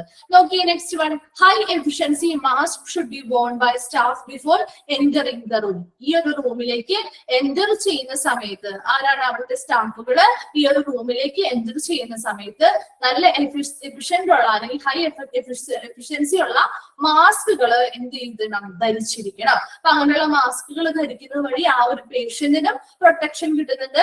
അവർക്ക് എന്തെങ്കിലും ഇൻഫെക്ഷൻസ് ഈ സ്റ്റാഫുകൾക്ക് ഉണ്ടെങ്കിൽ അത് മറ്റുള്ളവരിലേക്ക് പകരാതിരിക്കാനും സാധിക്കും. Then patient should be kept in the confined room. എന്താണ്, ഒരു പരിമിതമായിട്ടുള്ള റൂമിലാണ് പേഷ്യൻസിനെ വെക്കേണ്ടത്. ഇപ്പൊ അവിടെ പരിമിതമായിട്ടുള്ള റൂം ആണെങ്കിൽ പോലും അവർക്ക് അവരുടെ അതിൻ്റെതായ ചെറിയ ചെറിയ സൗകര്യങ്ങളും കാര്യങ്ങളും വേണം. അതായത് പേഷ്യൻസിന് പുറത്തോട്ട് അങ്ങനെ അത്യാവശ്യം ഇപ്പൊ ഒരു ടോയ്ലറ്റ് കാര്യങ്ങളൊക്കെ ആണെങ്കിലും അതിനുള്ളിൽ തന്നെ അത്യാവശ്യമുള്ള എല്ലാ കാര്യങ്ങളും ഉൾപ്പെടുത്തിക്കൊണ്ടുള്ള ഒരു പരിമിതമായിട്ടുള്ള ഒരു റൂമിൽ അവരെ താമസിപ്പിക്കുക എന്നുള്ളതാണ് പറയുന്നത്. ഒത്തിരി വിശാലമായിട്ടുള്ള റൂമുകളൊന്നും ആയിരിക്കില്ലല്ലോ ഹോസ്പിറ്റലിലെ. അപ്പൊ അവർക്ക് പരിമിതമായിട്ടുള്ള കുറെ സൗകര്യങ്ങൾ ഉൾപ്പെടുത്തിയിട്ടുള്ള ഒരു റൂമുകൾ അറേഞ്ച് ചെയ്ത് കൊടുക്കുക. അങ്ങനെ ഇൻഡിവിജ്വൽ റൂമിലേക്ക് ഇങ്ങനെയുള്ള പേഷ്യൻസിനെ മാറ്റുന്നത് വഴി എന്താണ്, അത് ഈ എയറിലൂടെ അല്ലെങ്കിൽ വായുവിലൂടെ പകരുന്നതായിട്ടുള്ള അങ്ങനെയുള്ള ഇൻഫെക്ഷൻസിൽ നിന്നും പേഷ്യൻസിനെ നമുക്ക് എന്ത് ചെയ്യാൻ പറ്റും, പ്രൊട്ടക്ട് ചെയ്യാനായിട്ട് സാധിക്കും. അപ്പൊ ഒത്തിരി പേര് ഒരുമിച്ചുള്ള ഒരു റൂമുമായി ബന്ധപ്പെട്ട് അല്ലെങ്കിൽ ഒരു വാർഡ് പോലെയുള്ള ഏരിയയുമായി ബന്ധപ്പെട്ട് നോക്കുമ്പോൾ അവിടെ എയർബോൺ ട്രാൻസ്മിഷൻ ഉണ്ടാവാനായിട്ടുള്ള സാധ്യത കൂടുതലാണ് അല്ലെ. അപ്പൊ ഇവിടെ ഇൻഡിവിജ്വൽ ആയിട്ടുള്ള റൂം ആകുമ്പോ അവർ മറ്റുള്ളവരുമായിട്ട് അത്ര ഇതിൽ കോണ്ടാക്ട് ഒന്നുമില്ല. ഡോറൊക്കെ അടച്ചിട്ട് അവർ എപ്പോഴും ആ ഒരു റൂമിനുള്ളിൽ തന്നെയാണ് നിൽക്കുന്നത്. ഇനി എന്തെങ്കിലും വിസിറ്റേഴ്സോ അല്ലെങ്കിൽ സ്റ്റാഫുകളോ വരുമ്പോൾ മാത്രമാണ് പുറത്തുനിന്നുള്ള കാര്യങ്ങൾ, പുറത്തുനിന്നുള്ള എന്തെങ്കിലും ഇത് അതിലേക്ക് വരുന്നത് അല്ലെ. അപ്പൊ സ്റ്റാഫുകളാണെങ്കിലും നിർബന്ധമായിട്ടും അവർ ആ റൂമിലേക്ക് എൻട്രി ചെയ്യുമ്പോൾ മാസ്കുകൾ ധരിച്ചിരിക്കുക. അതുപോലെ തന്നെ എന്താണ്, അവർക്ക് ആവശ്യമായിട്ടുള്ള എല്ലാ സൗകര്യങ്ങളും ആ റൂമിൽ തന്നെ പേഷ്യൻസിന് പുറത്തേക്ക് ഒന്നിനും പോവാൻ ഒരു അവസ്ഥ വരരുത്. അതിന് വേണ്ടിയിട്ട് അതിനുള്ള എല്ലാ സൗകര്യങ്ങളും പരിമിതമായ ഒരു സ്ഥലത്ത് ആവശ്യമായിട്ടുള്ള എല്ലാ സൗകര്യങ്ങളും നൽകുകയും വേണം. അതാണ് എയർബോൺ പ്രിക്കോഷനിൽ പറയുന്നത്. കിട്ടിയോ എയർബോൺ പ്രിക്കോഷൻ എന്താണെന്നുള്ളത്? ജസ്റ്റ് ആ പോയിന്റ് ഒന്ന് മനസ്സിലാക്കി വെച്ചാൽ മതി കേട്ടോ. നെക്സ്റ്റ് വൺ ആണ് ഡ്രോപ്ലെറ്റ് പ്രിക്കോഷൻ. ഓരോന്നിനെ പറ്റിയും പറയുന്നില്ല. ഡ്രോപ്ലെറ്റ് പ്രിക്കോഷനും ഇനി കോണ്ടാക്ട് പ്രിക്കോഷനും, അങ്ങനെ അത് മൂന്നിനെ പറ്റി മാത്രമേ പറയുന്നുള്ളൂ കേട്ടോ. ഡ്രോപ്ലെറ്റ് പ്രിക്കോഷൻ അതിന് എന്തൊക്കെ നമുക്ക് മുൻകരുതലുകൾ, അല്ലെങ്കിൽ ഡ്രോപ്ലെറ്റ് ട്രാൻസ്മിഷനുമായി ബന്ധപ്പെട്ട് അതിന് എന്തൊക്കെ മുൻകരുതലുകളാണ് നമുക്ക് എടുക്കാൻ പറ്റും. കഫിങ് അല്ലെ, ചുമയുടെ കൂടെ ഒക്കെയാണ്, ചുമക്കുമ്പോഴൊക്കെയാണ് കൂടുതലായിട്ടും ഇങ്ങനെയുള്ള ഡ്രോപ്ലെറ്റ് ട്രാൻസ്മിഷൻസ് ഒക്കെ നടക്കുന്നത്. അപ്പൊ ഇവിടെയും ഡ്രോപ്ലെറ്റ് ട്രാൻസ്മിഷനിൽ നിന്ന് നമുക്ക് സംരക്ഷണം കിട്ടണമെങ്കിൽ നമ്മൾ ഇങ്ങനെയുള്ള സ്ഥലത്തായിരിക്കണം, ഒരു സിംഗിൾ റൂമിലായിരിക്കണം അല്ലെ. പേഷ്യൻസിന് ഒരു സിംഗിൾ റൂം അവൈലബിൾ ആയിട്ടുണ്ട് എന്നുണ്ടെങ്കിൽ ഒരു സിംഗിൾ റൂം തന്നെ പ്രൊവൈഡ് ചെയ്യുക. നെക്സ്റ്റ് നോക്കി, സ്റ്റാൻഡേർഡ് സർജിക്കൽ സ്പ്ലാഷ് പ്രൂഫ് മാസ്കുകൾ, അതായത് നല്ല സ്റ്റാൻഡേർഡ് ആയിട്ടുള്ള നിലവാരമുള്ള നല്ല എഫിഷ്യന്റ് ആയിട്ടുള്ള മാസ്കുകൾ, N95 പോലെയുള്ള മാസ്കുകളൊക്കെ ധരിക്കുക എന്നുള്ളതാണ്. നോട്ടേക്കോസ് മാസ്ക് എന്താണ്, തുന്നിയതായിട്ടുള്ള അല്ലെങ്കിൽ നെയ്തെടുത്തതായിട്ടുള്ളതോ അല്ലെങ്കിൽ തുണിയുടെ ഒന്നുള്ള മാസ്ക് അല്ല ധരിക്കേണ്ടത്. നല്ല സ്പ്ലാഷ് പ്രൂഫ് ആയിട്ടുള്ള, അതുപോലെ എന്താണ് മറ്റ് ഇങ്ങനെയുള്ള ഡ്രോപ്ലെറ്റ്സുകളിൽ നിന്നൊക്കെ സംരക്ഷണം കിട്ടുന്ന രീതിയിലുള്ള മാസ്കുകൾ ആയിരിക്കണം. ഹെൽത്ത് കെയർ വർക്കേഴ്സ്, അവിടെ ഹെൽത്ത് കെയർ വർക്കേഴ്സ് ഉണ്ട് കേട്ടോ. Standard surgical splash proof mask for health care workers ഉണ്ട് കേട്ടോ. ഒന്ന് എഴുതി ചേർത്തേക്കാം. അപ്പൊ ഹെൽത്ത് കെയർ വർക്കേഴ്സിന് ഇങ്ങനെയുള്ള സ്റ്റാൻഡേർഡ് ആയിട്ടുള്ള മാസ്കുകൾ, നല്ല പ്രൂഫബിൾ ആയിട്ടുള്ള മാസ്കുകൾ യൂസ് ചെയ്യാനായിട്ട് കൊടുക്കുക. അത് ഉപയോഗിച്ചിട്ട് വേണം അവര് ഈ ഒരു റൂമിലേക്ക് എൻറ്റർ ചെയ്യാനായിട്ട് വരുമ്പോൾ ആ മാസ്ക് നിർബന്ധമായിട്ട് അവർ യൂസ് ചെയ്തിരിക്കണം. Then patients movement should be controlled അല്ലെ. പേഷ്യൻസ് ഇപ്പോ അവർ അങ്ങോട്ടും ഇങ്ങോട്ടും ഓടിയൊക്കെ നടക്കുന്ന അല്ലെങ്കിൽ പുറത്തിറങ്ങിയൊക്കെ നടക്കുന്ന പേഷ്യൻസ് ആണെങ്കിൽ അവർക്ക് ഇങ്ങനെയുള്ള ഒരു റൂം, സിംഗിൾ റൂം കൊടുത്തിട്ട് വല്ല കാര്യമുണ്ടോ? ഇല്ല. അപ്പൊ എപ്പോഴും ആ പേഷ്യൻസിന്റെ മൂവ്മെന്റ്, അവർ പുറത്തേക്ക് പോകുന്നതും കാര്യങ്ങളും ഒക്കെ കുറച്ച് കൺട്രോൾഡ് ആയിരിക്കണം. വളരെ അത്യാവശ്യത്തിന് വളരെ അത്ര ടെസ്റ്റുകളോ കാര്യങ്ങളോ ഒക്കെ എന്തെങ്കിലും ചെയ്യാനുണ്ട്, അങ്ങനെയുള്ള എല്ലാ വളരെ അത്യാവശ്യമായിട്ടുള്ള കാര്യങ്ങൾ മാത്രമേ അവർ ആ റൂം വിട്ട് പുറത്തു പോകാൻ പാടുള്ളൂ. ഇതെന്താണ് പറഞ്ഞത്? നെക്സ്റ്റ് വൺ പറഞ്ഞ എന്താണ്, patient is direct to wear a standard surgical mask whenever he or she leaves the room. ഇനി പേഷ്യൻസ് എന്തെങ്കിലും ഒരു കേസിൽ അവർക്ക് ഒരു എന്തെങ്കിലും കാരണത്താൽ പുറത്തേക്ക് പോവേണ്ടതായിട്ട് വന്നാല് അവർ ധരിച്ചിരിക്കണം, സ്റ്റാൻഡേർഡ് ആയിട്ടുള്ള സർജിക്കൽ മാസ്കുകൾ ധരിച്ച് മാത്രമേ പുറത്ത് പോകാനായിട്ട് പാടുള്ളൂ. അപ്പൊ നമ്മൾ പറഞ്ഞു ഇപ്പൊ ഡ്രോപ്ലെറ്റ് പ്രിക്കോഷൻസ് അല്ലെങ്കിൽ ഡ്രോപ്ലെറ്റ് ഇൻഫെക്ഷൻസ് ആയിട്ടുള്ള ആളുകൾക്കാണെങ്കിലും ഇങ്ങനെയുള്ള മാസ്കുകൾ ധരിക്കുമ്പോൾ മറ്റുള്ളവർ ഇപ്പൊ അവര് ചുമക്കുമ്പോൾ പുറത്തേക്ക് അതൊക്കെ തെറിച്ച് പോകാതിരിക്കാനായിട്ട് സഹായിക്കും. അല്ലാന്നുണ്ടെങ്കിലോ അത് മറ്റുള്ള പേഷ്യൻസിന് അവരുടെ ബോഡിയിലേക്ക് ഒത്തിരി ബാധിക്കാതിരിക്കാനും അത് സഹായിക്കുന്നു എന്നാണ് പറയുന്നത്. അപ്പൊ ഡ്രോപ്ലെറ്റ് പ്രിക്കോഷനിൽ പ്രധാനമായിട്ട് പറയുന്നത് എന്താ, അവൈലബിൾ ആണെങ്കിൽ അവർക്ക് സിംഗിൾ റൂമുകൾ അല്ലെങ്കിൽ സെപ്പറേറ്റ് റൂമുകൾ പ്രൊവൈഡ് ചെയ്യുക. അതുപോലെ മാസ്കുകൾ അവിടെ വർക്ക് ചെയ്യുന്ന ഹെൽത്ത് കെയർ വർക്കേഴ്സ് ആയിക്കോട്ടെ അല്ലെങ്കിൽ പേഷ്യൻസ് ആയിക്കോട്ടെ മാസ്കുകൾ നിർബന്ധമായിട്ടും ധരിച്ചിരിക്കുക. അതുപോലെ പേഷ്യൻസിന്റെ അവരുടെ ആ മൂവ്മെന്റിനെ കൺട്രോൾ ചെയ്യുക. ദെൻ പേഷ്യൻസ് പുറത്തേക്ക് എന്തെങ്കിലും കാരണത്താൽ അവർക്ക് പോവേണ്ടതായിട്ട് വന്നു കഴിഞ്ഞാൽ നിർബന്ധമായിട്ടും സർജിക്കൽ മാസ്കുകൾ നിർബന്ധമായിട്ടും ധരിച്ചിരിക്കുക. അതാണ് ഡ്രോപ്ലെറ്റ് പ്രിക്കോഷൻസിൽ പറയുന്നത്. കിട്ടിയോ droplet precautions? Okay, next one ആണ് കോണ്ടാക്ട് പ്രിക്കോഷൻസ് അല്ലെങ്കിൽ ഐസൊലേഷൻ. അപ്പൊ അവിടെ കോണ്ടാക്ട് പ്രിക്കോഷൻസ് അല്ലെങ്കിൽ നമ്മളുമായിട്ട് സമ്പർക്കത്തിൽ നമ്മളുമായിട്ട് ടച്ചിലോ അങ്ങനെയൊക്കെ വരുമ്പോഴാണ് നമുക്ക് കോണ്ടാക്ട് ട്രാൻസ്മിഷൻ നടക്കുന്നത് അല്ലെ. അപ്പൊ അതുമായി ബന്ധപ്പെട്ട് എന്തൊക്കെയാണ് പ്രവർത്തനങ്ങൾ വേണ്ടത് നോക്കി. Separate room for the patient if available ആയിട്ടുണ്ടെങ്കിൽ അവർക്ക് സെപ്പറേറ്റ് റൂം തന്നെ പ്രൊവൈഡ് ചെയ്യുക. കുറച്ച് 3 എണ്ണത്തിലും സെപ്പറേറ്റ് റൂമിന്റെ കാര്യം എപ്പോഴും പറയുന്നുണ്ട് അല്ലെ, കാരണം കുറച്ച് കാര്യങ്ങൾ സിമിലർ ആയിട്ട് വരുന്നുണ്ട് കേട്ടോ. നെക്സ്റ്റ് നോക്കിയേ, സ്റ്റാഫ് ഷുഡ് വെയർ ഗ്ലൗസ് അല്ലെ. സ്റ്റാഫുകൾ നിർബന്ധമായിട്ടും, കാരണം കോണ്ടാക്ട് വഴി വരുന്നതായതുകൊണ്ട് നമ്മൾ അവരെ ടച്ച് ചെയ്യുന്ന അല്ലെങ്കിൽ കോണ്ടാക്ട് ചെയ്യുന്നുണ്ട്. അപ്പൊ അതുകൊണ്ട് അവിടെ ഗ്ലൗസുകൾ നിർബന്ധമായിട്ടും അവർ ധരിച്ചിരിക്കണം. ഓക്കെ, കോണ്ടാക്ട് പ്രിക്കോഷനിൽ വരുന്ന ഒരു പ്രത്യേകമായിട്ട് വരുന്ന ഒരു പോയിന്റ് എന്ന് പറയുന്നത് എന്താ, ഗ്ലൗസുകൾ ധരിച്ചിരിക്കുക എന്നുള്ളത്. എൻറ്റർ ദ റൂം, ആ റൂമിലേക്ക് പേഷ്യന്റ് റൂമിലേക്ക് ആ സ്റ്റാഫുകൾ എൻറ്റർ ചെയ്യുന്ന സമയത്ത് gloves ധരിച്ചിരിക്കുക. Then staff should wear a gown during patient contact or contact with contaminated surfaces or material. ഈ ഒരു സ്റ്റാഫുകള് എന്ത് ചെയ്യുക, അവിടെ പേഷ്യൻസുമായിട്ട് എന്തെങ്കിലും കോണ്ടാക്റ്റുകൾ വരുമ്പോൾ, ഇപ്പൊ പേഷ്യൻസ് എന്തെങ്കിലും സർജിക്കൽ പരമായിട്ടുള്ളതോ അല്ലെങ്കിൽ അവരുടെ ട്രീറ്റ്മെന്റിന്റെ ഭാഗമായിട്ട് അവരുടെ പൊസിഷനിങ് ഒക്കെ ചെയ്യണമെന്നുണ്ടെങ്കിൽ അവരുമായിട്ട് നമ്മൾ ഡയറക്റ്റ് സ്റ്റാഫുകൾ കോണ്ടാക്റ്റിൽ വരുന്നുണ്ട് അല്ലെ. നേരിട്ട് അവർ ആ ഒരു ഡയറക്റ്റ് കോണ്ടാക്ട് വരുന്നത് കൊണ്ട് തന്നെ അങ്ങനെയുള്ള സമയങ്ങളിൽ ഈ സ്റ്റാഫുകൾ എന്ത് ധരിച്ചിരിക്കണം, ഗൗൺസ് കൂടി ധരിച്ചിരിക്കണം. അപ്പൊ ഇപ്പൊ നമ്മുടെ ബോഡിയിൽ ഹാൻഡുമായി ബന്ധപ്പെട്ട് കോണ്ടാക്ട് വന്നാൽ മാത്രമല്ല നമ്മുടെ ബോഡിയിൽ ഏതൊരു ഭാഗവുമായിട്ട് ഒരു ഫിസിക്കൽ കോണ്ടാക്ട് വന്നു കഴിഞ്ഞാൽ നമുക്ക് ആ ഇൻഫെക്ഷൻസ് നമ്മുടെ ബോഡിയിലേക്ക് സ്പ്രെഡ് ചെയ്യാനായിട്ടുള്ള ചാൻസ് ഉണ്ട് അല്ലെ. അപ്പൊ അതുകൊണ്ട് ഈ പേഷ്യൻസിനെ എന്ത് ചെയ്യുക, പൊസിഷനിങ് ചെയ്യുന്ന സമയത്ത് അല്ലെങ്കിൽ പേഷ്യൻസുമായിട്ട് ഡയറക്റ്റ് കോണ്ടാക്ട് വരുന്ന സമയങ്ങളിൽ മാസ്ക് എന്താണ്, അവര് ഗ്ലൗസ് ധരിച്ചിരിക്കണം, അതുപോലെ തന്നെ ഗൗൺസും ധരിച്ചിരിക്കണം. അതുപോലെ കണ്ടാമിനേറ്റഡ് ആയിട്ടുള്ള സർഫസുമായിട്ട് കോണ്ടാക്റ്റിൽ വരുമ്പോഴോ അല്ലെങ്കിൽ കണ്ടാമിനേറ്റഡ് ആയിട്ടുള്ള മെറ്റീരിയൽസുമായിട്ട് കോണ്ടാക്ട് വരുമ്പോഴൊക്കെ ഇവര് ഗൗൺസ് ധരിച്ചിരിക്കുക, അതുപോലെ തന്നെ ഗ്ലൗസും ധരിച്ചിരിക്കുക എന്നാണ് പറയുന്നത്. Then before and after contact with the patient, wash hands properly. ഇനി ഇവരുമായിട്ട് കോണ്ടാക്ട് ഗ്ലൗസ് ഒക്കെ ധരിച്ചിട്ടുണ്ടെങ്കിൽ പോലും ഇവരുമായിട്ട് ഒരു കോണ്ടാക്റ്റിൽ വരുന്നതിന് മുൻപും അതുപോലെ തന്നെ വന്നതിന് ശേഷമോ അവരെന്ത് ചെയ്യുക, അവരുമായിട്ട് പേഷ്യൻസുമായിട്ട് കോണ്ടാക്റ്റിൽ വരുന്നതിന് മുൻപും പേഷ്യന്റുമായിട്ട് കോണ്ടാക്റ്റിൽ വന്നതിന് ശേഷമോ വാഷ് ഹാൻഡ്സ് പ്രോപ്പർലി, വളരെ ശരിയായ രീതിയിൽ വാഷ് ചെയ്യുക, ഹാൻഡ് വാഷ് ചെയ്ത് എന്ത് ചെയ്യുക, ക്ലീൻ ആക്കുക എന്നുള്ളത് ഇമ്പോർട്ടന്റ് ആയിട്ടുള്ള കാര്യമാണ്. Next, limit patient movement outside the room. ആ റൂമിന്റെ പുറത്തേക്ക് പേഷ്യൻസ് പോകുന്നതിനെ ഒന്ന് ലിമിറ്റ് ചെയ്യുക അല്ലെങ്കിൽ തടയുക എന്നാണ് പറയുന്നത്. നേരത്തെ നമ്മൾ അതിന് മുൻപ് പറഞ്ഞു patients movement should be controlled. Same point തന്നെയാണ് ഇവിടെ കുറച്ച് വ്യത്യസ്തപ്പെടുത്തി കൊടുത്തിരിക്കുന്നത് മാത്രം. അവിടെ എന്താ, പേഷ്യന്റ് ആ ഒരു ഔട്ട്സൈഡ് റൂമിൽ, കാരണം അവർക്ക് ആ ഒരു പേഷ്യന്റിന് ആ ഒരു റൂം അലോട്ട് ചെയ്തിരിക്കുന്നത് ഇങ്ങനെയുള്ള ഇൻഫെക്ഷൻസ് ഒന്നും അവരിലേക്ക് വരാതിരിക്കാനാണ്. എന്നാൽ അവർ പുറത്തിറങ്ങി നടന്നു കഴിഞ്ഞാൽ ആ അറ്റ്മോസ്ഫിയറിൽ നിന്ന് തന്നെ അവർക്ക് ആ ഒരു എൻവയോൺമെന്റിൽ നിന്ന് തന്നെ രോഗങ്ങൾ വരാനുള്ള ചാൻസ് ഉണ്ട് അല്ലെ. അപ്പൊ അതുകൊണ്ട് തന്നെ ഇവരെന്ത് ചെയ്യുക, പേഷ്യൻസ് അലോട്ട് ചെയ്തിരിക്കുന്ന ഏത് റൂമാണോ ആ റൂമിൽ തന്നെ താമസിക്കുകയും അവിടെ തന്നെ നിന്നുകൊണ്ട് ചികിത്സ തേടുകയും ചെയ്യുക. അപ്പൊ അതിനനുസരിച്ച് പുറം അറ്റ്മോസ്ഫിയർ അല്ലെങ്കിൽ എൻവയോൺമെന്റുമായിട്ട് വലിയ കോണ്ടാക്റ്റുകളിൽ വരാതിരിക്കാൻ വേണ്ടിയിട്ടാണ് ഇവരെ ആ കൺട്രോൾ ചെയ്ത് ലിമിറ്റ് ചെയ്ത് ഈ പേഷ്യൻസിന്റെ മൂവ്മെന്റ് നിർത്തുന്നത്. അതുവഴി എന്താണ് ഔട്ട്സൈഡോട്ട് വരുന്ന കാര്യങ്ങൾ അവർ പുറത്തേക്ക് പോകുന്നുണ്ടെങ്കിൽ അവർക്ക് രോഗങ്ങൾ വരാനുള്ള ചാൻസ് ഉണ്ട്. അതുകൊണ്ട് തന്നെ പുറത്തേക്ക് അവർ പോകുന്നതിൽ മാക്സിമം വളരെ അത്യാവശ്യമുള്ള കാര്യങ്ങൾക്ക് മാത്രം എന്തെങ്കിലും ടെസ്റ്റുകളോ കാര്യങ്ങളോ ഒക്കെ ചെയ്യാനുണ്ടെങ്കിൽ അങ്ങനെയുള്ള കാര്യങ്ങൾക്ക് മാത്രം പോകുക.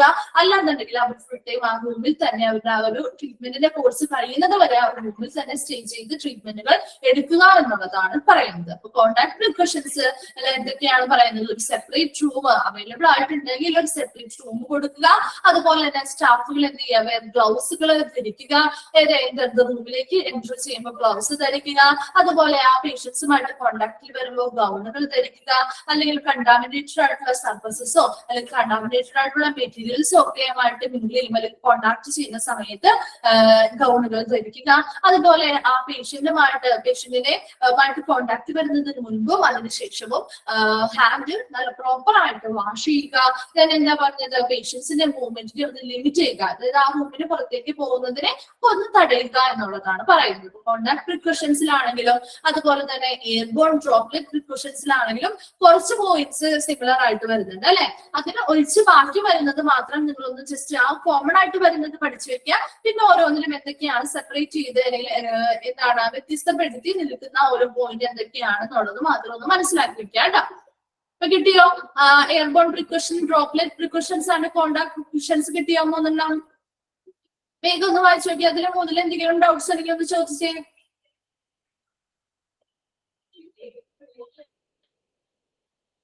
ഓക്കെ, ഏതെങ്കിലും പോയിന്റ് റിപ്പീറ്റ് ചെയ്യണോ?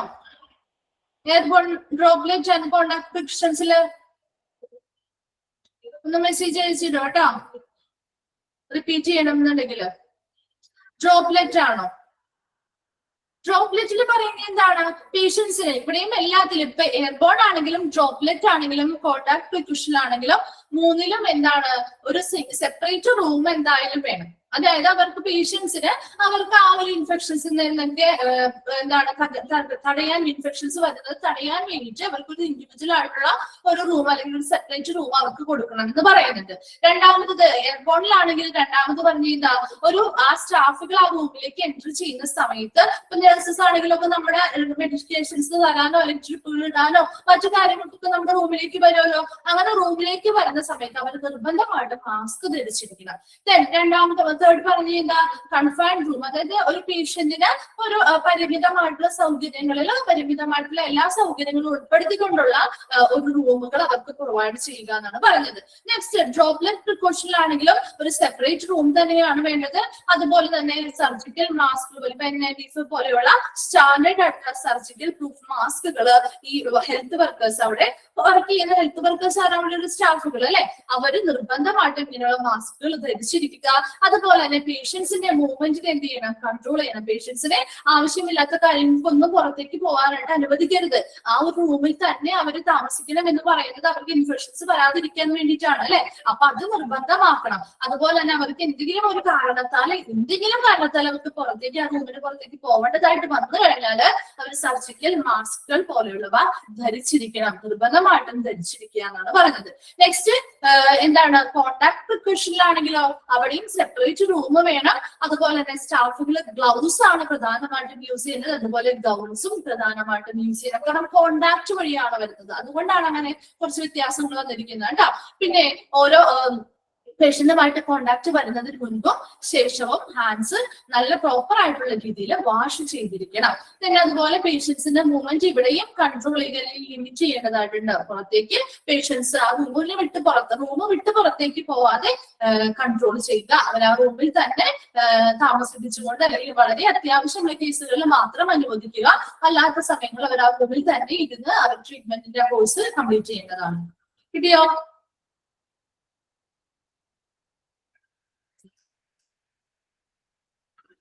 ഓക്കെ, നെക്സ്റ്റ് വൺ ആണ് antimicrobial surfaces. Okay, antimicrobial surfaces എന്ന് പറയുന്നത് ടച്ച് സർഫസസ്. അതായത് നോർമലി ഫൗണ്ട് ഇൻ ഹോസ്പിറ്റൽ റൂമുകളിൽ നമ്മൾ ടച്ച് ചെയ്യുന്ന സർഫസസ് ഉണ്ടല്ലോ. നമ്മളിപ്പോ എന്തൊക്കെയാണ് നമ്മൾ ടച്ച് ചെയ്യുന്ന സർഫസസ് വരാം? ഇപ്പൊ ഹോസ്പിറ്റലിൽ നമ്മളൊരു പേഷ്യന്റ് ആയിട്ട് നമ്മളൊരു റൂമിൽ ചെന്ന് അഡ്മിറ്റ് ആയി കഴിഞ്ഞാൽ അവിടെയുള്ള ആളുകൾ അതല്ലെങ്കിൽ ആ പേഷ്യന്റുമായി ബന്ധപ്പെട്ടവരോ അല്ലെങ്കിൽ പേഷ്യൻസോ ഒക്കെ ഏറ്റവും കൂടുതൽ ടച്ച് ചെയ്യുന്ന സാധനങ്ങൾ എന്തൊക്കെയായിരിക്കും? അവരുമായിട്ട് ടച്ച് ചെയ്യാൻ ചെയർ ഉണ്ട് അല്ലെ, ചെയർ വരും, ബെഡ് വരും, പിന്നെ ഡോറുകൾ അല്ലെ, ഡോറിന്റെ ഹാൻഡിൽസ് അല്ലെ, ഡോറിന്റെ ഹാൻഡിൽസ് അല്ലെ പ്രധാനമായിട്ടും, ടേബിളുകൾ ഉണ്ട് അല്ലെ, പിന്നെ എന്താ കബോർഡ് പോലെയുള്ളതൊക്കെ ഉണ്ടെങ്കിൽ അങ്ങനെയുള്ള കൗണ്ടേഴ്സ് ഉണ്ട്, എന്താ വേറെ എന്താ സ്വിച്ച്, വെരി ഗുഡ്, സ്വിച്ചസ് ഉണ്ട്, അങ്ങനെയുള്ള സോപ്പുകൾ അല്ലെ, നമ്മുടെ ആ ഒരു ബാത്റൂം ടോയ്ലറ്റുമായി ബന്ധപ്പെട്ട സോപ്പുകൾ, അങ്ങനെ ഒത്തിരി സാധനങ്ങൾ നമ്മൾ ഒരു റൂമുമായി ബന്ധപ്പെട്ട് ടച്ചിൽ വരുന്നുണ്ട് അല്ലെ. അപ്പൊ അത് തന്നെയാണ് ഇവിടെ ആന്റി മൈക്രോബിയൽ സർഫസസ് എന്ന് പറയുന്നത്. ഇവിടെ എന്താണ് ആ മൈക്രോബിയൽ സർഫസസ് ആണ് ഇവയൊക്കെ. അപ്പൊ അങ്ങനെയുള്ള മൈക്രോബിയൽ സർഫസസിനെയൊക്കെ ആന്റി മൈക്രോബിയൽ ആക്കുക, അല്ലെങ്കിൽ അതിനെയൊക്കെ നശിപ്പിച്ചുകൊണ്ട് അണുനശീകരണം ചെയ്യുക എന്നുള്ളതാണ് ഇവിടെ പറയുന്നത്. But touch surfaces normally found in hospital rooms. Hospital റൂമുകളിൽ കാണപ്പെടുന്നതായിട്ടുള്ള ടച്ച് സർഫസസ് ടച്ച് സർഫസസ് എന്തൊക്കെയാണ്? such as bed rails. എന്താണ് ബെഡ് റെയിൽസ് എന്ന് പറഞ്ഞാൽ? കേട്ടിട്ടുണ്ടോ ബെഡ് റെയിൽസ്? കേട്ടിട്ടുണ്ടോ ബെഡ് റെയിൽസ് എന്താണ്? കേട്ടിട്ടുണ്ടോ നിങ്ങൾ ബെഡ് റെയിൽസ്? അതായത് ബെഡിന്റെ തൊട്ട് സൈഡിലാണ് പേഷ്യൻസ് അങ്ങോട്ടും ഇങ്ങോട്ടും വീഴാതിരിക്കാനായിട്ട് ഒരു സ്റ്റാൻഡ് പോലെ വെച്ചിട്ടുണ്ടാവില്ലേ? കണ്ടിട്ടുണ്ടോ? ഹോസ്പിറ്റലിലൊക്കെ എല്ലാ ബെഡുകൾക്കും ഉണ്ട്, പക്ഷെ നമ്മൾ അങ്ങനെ ആവശ്യമുണ്ടെങ്കിൽ മാത്രമേ അത് ഇത് ചെയ്യാറുള്ളൂ. അപ്പൊ ബെഡ് റെയിൽസ്, അതാണ് ബെഡ് റെയിൽസ് എന്ന് പറയുന്നത് കേട്ടോ. അതായത് പേഷ്യൻസ് അങ്ങോട്ടും ഇങ്ങോട്ടും നീങ്ങുമ്പോൾ താഴേക്ക് വീഴാതിരിക്കാൻ വേണ്ടിയിട്ട് ഒരു സ്റ്റാൻഡ് പോലെ, അതാണ് ബെഡ് റെയിൽസ് എന്ന് പറയുന്നത് കേട്ടോ. നെക്സ്റ്റ് വണ്ണാണ് കോൾ ബട്ടൺസ് അല്ലെ. നമ്മുടെ പെട്ടെന്ന് എന്തെങ്കിലും അത്യാവശ്യം വന്നു കഴിഞ്ഞാൽ നഴ്സിനൊക്കെ വിളിക്കാനായിട്ട് നഴ്സിംഗ് റൂമിലേക്ക് ഒരു കണക്ട് ചെയ്തൊരു കോൾ ബട്ടൺ വെച്ചിട്ടുണ്ടാവും. അത് കണ്ടിട്ടുണ്ടോ call buttons? Okay. Next one ആണ് പ്ലേറ്റ്സ്. പ്ലേറ്റ് ടച്ച് ചെയ്യും അല്ലെ, നമ്മൾ യൂസ് ചെയ്യുന്ന പ്ലേറ്റ്സ് ഉണ്ടാവും, അതുപോലെ ചെയറുകൾ ഉണ്ടാവും, ഡോറിന്റെ ഹാൻഡിൽസ് ഉണ്ടാവും, പിന്നെ എന്താ ലൈറ്റിന്റെ സ്വിച്ചസ് ഉണ്ടാവും. ഗ്രാബ് റെയിൽസ് എന്ന് പറഞ്ഞാൽ എന്താ? ഗ്രാബ് റെയിൽസ് അതായത് ഹോൾഡ് ചെയ്യാനായിട്ട് സപ്പോർട്ട് ചെയ്യുന്ന സാധനങ്ങളാണ്. അതായത് വാക്കിംഗ് സ്റ്റിക്കുകളൊക്കെ പോലെയുള്ള വലിയ പേഷ്യൻസിന് പെട്ടെന്ന് നടന്നു പോകാൻ പറ്റാത്ത രീതിയിലുള്ള കണ്ടീഷനുള്ള പേഷ്യൻസ് ആണെങ്കിൽ അവർക്ക് വാക്കിംഗ് സ്റ്റിക്സ് ഒക്കെ ഉണ്ടാവുമല്ലോ. അതാണ് അവരെ സപ്പോർട്ട് ചെയ്യാനായിട്ട് ഹോൾഡ് ചെയ്ത് സപ്പോർട്ട് ചെയ്യുന്ന ഐറ്റംസ് ആണ് ഗ്രാബ് റെയിൽസ് എന്ന് പറയുന്നത്. Okay. Intravenous poles. Intravenous poles എന്ന് പറഞ്ഞാൽ എന്താണ് ഇൻട്രാവീനസ് പോൾസ് എന്ന് പറഞ്ഞാല്? നമ്മൾ ഈ ഡ്രിപ്പുകളൊക്കെ ഇടാൻ വേണ്ടിയിട്ട് സ്റ്റാൻഡുകളൊക്കെ കണ്ടിട്ടില്ലേ? റൂമില് സ്റ്റാൻഡുകൾ കണ്ടിട്ടുണ്ടോ? ഡ്രിപ്പുകളൊക്കെ ഇടാൻ വേണ്ടിയിട്ട് ഒരു സ്റ്റാൻഡ് ഉണ്ടാവില്ലേ റൂമുകളില്? അതാണ് അതിൽ വരുന്നതാണ് കേട്ടോ. ഇൻട്രാവീനസ് പോൾസ് ഒക്കെ അതിൽ വരുന്നതാണ്. ഡിസ്പെൻസേഴ്സ് എന്തൊക്കെയാ വരുന്നുണ്ട്?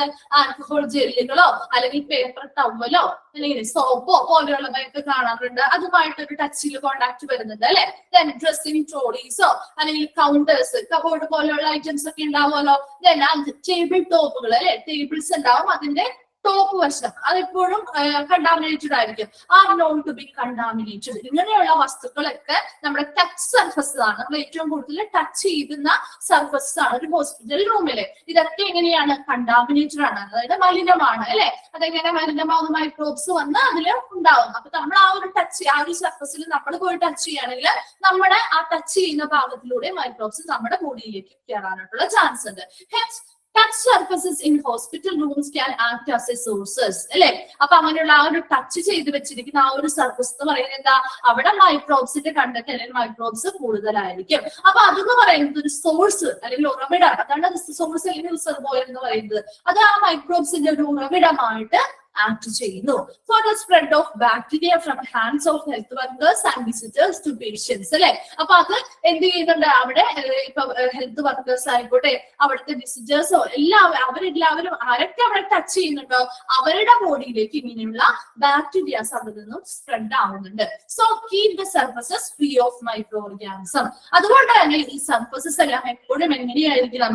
Keep the surfaces free of microorganisms ഇല്ലാതിരിക്കാനായിട്ട് അതിനനുസരിച്ചുള്ള അണുവിമുക്തമാക്കലും സാനിറ്റേഷൻസ് ഒക്കെ റൂമുകളിൽ ചെയ്തിരിക്കണം. അതാണ് ആന്റി മൈക്രോബിയൽ സർഫസസ്. അങ്ങനെയുള്ള സർഫസസ് ഒക്കെ ആന്റി മൈക്രോബിയൽ ആക്കുക, അല്ലെങ്കിൽ മൈക്രോബ്സ് ഇല്ലാതാക്കുക, നശിപ്പിച്ച് കളയുക എന്നുള്ള ഒരു പ്രോസസ് ആണ് ഇതിൽ ചെയ്യുന്നത്. അതിൽ പ്രധാനമായിട്ടും വരുന്ന സാധനങ്ങൾ എന്തൊക്കെയാണ്? Surfaces, touch surfaces. ഒരു ഹോസ്പിറ്റൽ റൂമിൽ നമ്മൾ ടച്ച് ചെയ്യുന്ന ആ ഒരു സർഫസസ് എന്തൊക്കെയാണെന്നുള്ളതാണ് പറയുന്നത്. Bed rails, call buttons, touch plates, chairs, door ഹാൻഡിലുകള്, ലൈറ്റ് സ്വിച്ചുകള്, ഗ്രാബ് റെയിൽസ്, ഇൻട്രാവീനസ് പോൾസ്, അതുപോലെ തന്നെ എന്തൊക്കെയാ ഡിസ്പെൻസേഴ്സ്, ഡ്രസ്സിംഗ് ട്രോളീസ്, കൗണ്ടേഴ്സ് പോലെയുള്ളവ, ടേബിൾ ടോപ്പുകൾ എല്ലാം കണ്ടാമിനേറ്റഡ് ആവുന്നു. മൈക്രോബ്സ് ഉണ്ടാവും അവിടെ. ആ മൈക്രോബ്സിന്റെ ഒരു പ്രധാന സോഴ്സ് ആണ് ഇതെന്ന് പറയുന്നത്, ഒരു ഉറവിടമാണ് ഈ ടച്ച് സർഫസസ് എന്ന് പറയുന്നത്. അതുവഴി നമ്മുടെ ബോഡിയിലേക്കും ആരാണോ ടച്ച് ചെയ്യുന്നത് അവരിലേക്ക് ഇങ്ങനെയുള്ള ബാക്ടീരിയാസ് സ്പ്രെഡ് ചെയ്യുന്നുണ്ട്. അതുകൊണ്ട് തന്നെ ഇങ്ങനെയുള്ള എല്ലാ സർഫസസും വളരെ കീപ്പായിട്ട് എങ്ങനെ കീപ്പ് ചെയ്ത് വെക്കണം?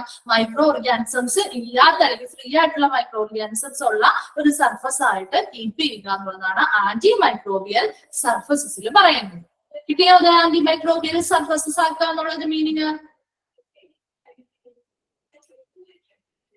ഓക്കെ, വേഗം ഒന്ന് ജസ്റ്റ് വായിച്ചു നോക്കി. നമ്മൾ ഇത്ര എടുക്കുന്നുള്ളൂ കേട്ടോ. നെക്സ്റ്റ് ക്ലാസ്സിൽ എടുക്കാം. ഇവിടെ നോക്കി കണ്ടോ, ഹാൻഡ് വാഷിങ്ങിന്റെ നിങ്ങൾക്ക് പറഞ്ഞിട്ടുണ്ട് ഓരോ സ്റ്റെപ്പുകളിലൂടെയും എങ്ങനെയാണ് ഹാൻഡ് വാഷിംഗ് ചെയ്യേണ്ടത്, പ്രോപ്പർ ആയിട്ട് ചെയ്യേണ്ടതായിട്ടുള്ള ഒരു വഴി പറഞ്ഞിട്ടുണ്ട്. എങ്ങനെയാണ് ഇത് പ്രോപ്പർ ആയിട്ട് ചെയ്യേണ്ടതായിട്ടുള്ള ഒരു മെത്തേഡ് ഇങ്ങനെയാണ്. അപ്പൊ നമുക്ക് പഠിക്കാനുണ്ട്. അപ്പൊ അതുകൊണ്ട് നമുക്കിപ്പോ ജസ്റ്റ് വെറുതെ ഹാൻഡ് വാഷിംഗ് എന്താണെന്ന് മാത്രം നിങ്ങൾ മനസ്സിലാക്കിയാൽ മതി. ഡീറ്റെയിൽ ആയിട്ട് നമുക്ക് പഠിക്കാനുണ്ട് കേട്ടോ. അപ്പൊ ജസ്റ്റ് ഇന്നെടുത്തത് വേഗം ഒന്ന് വായിച്ചു നോക്കിയേ. ഡൗട്ട്സ് എന്തെങ്കിലും ചോദിച്ചേ.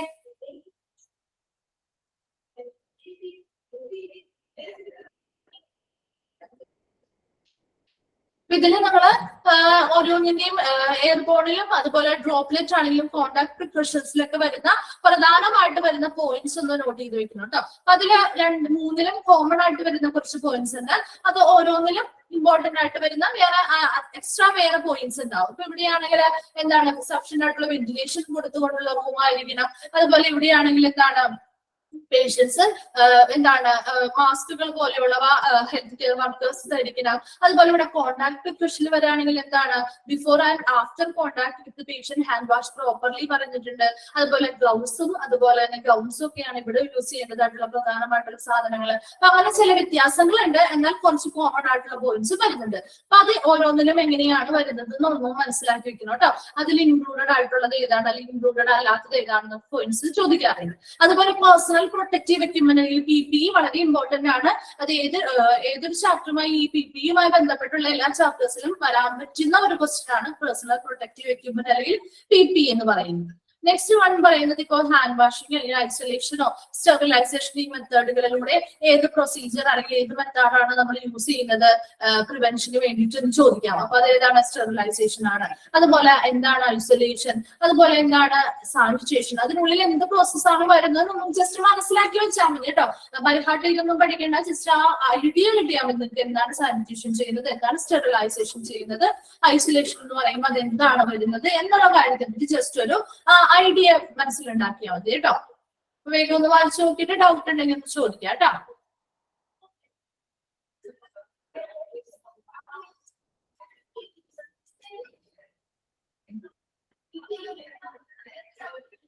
മേ ബി നമുക്ക് നെക്സ്റ്റ് ക്ലാസ് കൊണ്ട് ഈ ഒരു ചാപ്റ്റർ കംപ്ലീറ്റ് ചെയ്യാൻ പറ്റുമെന്ന് തോന്നുന്നു. അങ്ങനെയാണെങ്കിൽ നമുക്ക് കുറച്ച് ക്വസ്റ്റ്യൻസും കൂടി ഇതിനെ കഴിഞ്ഞ് കഴിഞ്ഞാൽ ഈ ഒരു ചാപ്റ്റർ കംപ്ലീറ്റ് ആവും കേട്ടോ.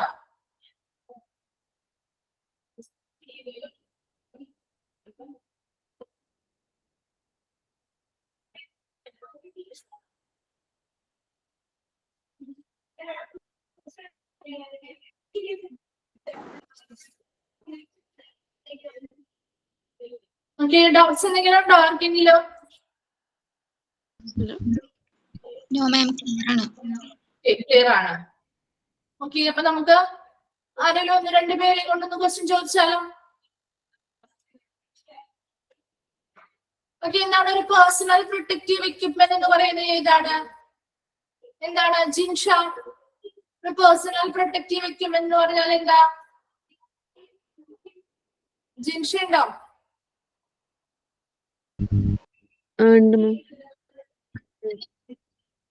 എന്താണ് ഒരു പേഴ്സണൽ പ്രൊട്ടക്റ്റീവ് എക്യുപ്മെന്റ് എന്ന് പറഞ്ഞാൽ? ജിൻഷയ്ക്ക് മനസ്സിലായത് പറഞ്ഞാൽ മതി കേട്ടോ. ആ ഒരു കറക്റ്റ് സെന്റൻസ് തന്നെ വേണമെന്നൊന്നുമില്ല.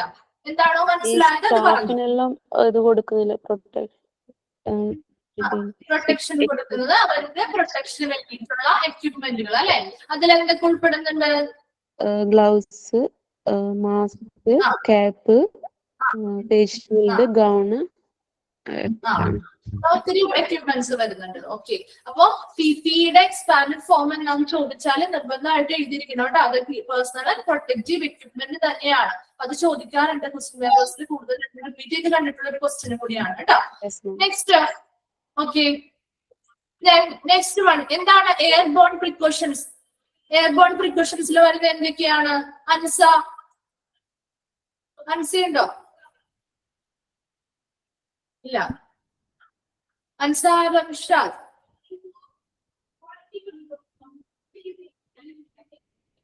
Okay ma'am. എന്തൊക്കെയാണ് നമ്മൾ എയർബോൺ പ്രിക്കോഷൻസിൽ ചെയ്യേണ്ടത്? ഒരു ഇൻഡിവിജ്വൽ ആയിട്ടുള്ള റൂം വേണം, ഒരു സഫിഷ്യന്റ് ആയിട്ടുള്ള വെന്റിലേഷൻ വേണം. പിന്നെ എന്താണ് വേണ്ടത്? ഒരു സഫിഷ്യന്റ് ആയിട്ടുള്ള മാസ്ക്, പ്രത്യേക തരം മാസ്ക് അവര് യൂസ് ചെയ്യണം. അതാരാണ് യൂസ് ചെയ്യേണ്ടത്? പേഷ്യൻസ്. പേഷ്യൻസ് മാത്രമാണോ യൂസ് ചെയ്യേണ്ടത്?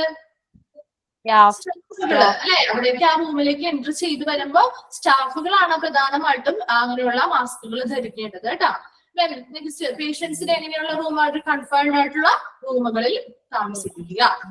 നെക്സ്റ്റ്, കോണ്ടാക്ട് പ്രിക്കഷനുമായി ബന്ധപ്പെട്ട് കോണ്ടാക്ട് പ്രിക്കഷനിൽ എന്തൊക്കെയാ വേണ്ടത്? ലയമോൾ ജിൻസൺ ഉണ്ടോ?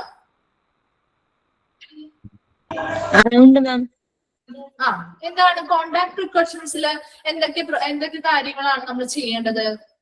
പേഷ്യൻസിന് സെപ്പറേറ്റ് ആയിട്ടുള്ള റൂം വേണം. പിന്നെ കണ്ടാമിനേറ്റഡ് സർഫസസും അല്ലെങ്കിൽ പേഷ്യന്റുമായിട്ട് ഡയറക്റ്റ് കോണ്ടാക്ട് വരുമ്പോൾ അല്ലെങ്കിൽ കണ്ടാമിനേറ്റഡ് ആയിട്ടുള്ള മെറ്റീരിയൽ ആയിട്ടൊക്കെ ഡയറക്റ്റ് കോണ്ടാക്ട് വരുന്ന സ്റ്റാഫ് ഗ്ലൗസ് ധരിക്കണം. പിന്നെ ഗൗണ് ധരിക്കണം.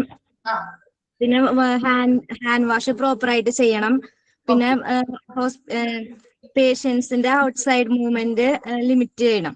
Okay, very good. ഓക്കെ, അപ്പൊ നമുക്ക് മനസ്സിലായെന്ന് വിചാരിക്കുന്ന എല്ലാവർക്കും. അപ്പൊ ഞാൻ ക്ലാസ് വൈൻഡപ്പ് ചെയ്തോട്ടെ? Okay, thank you. Thank you ma'am. Thank you ma'am. Thank you ma'am. Thank you ma'am.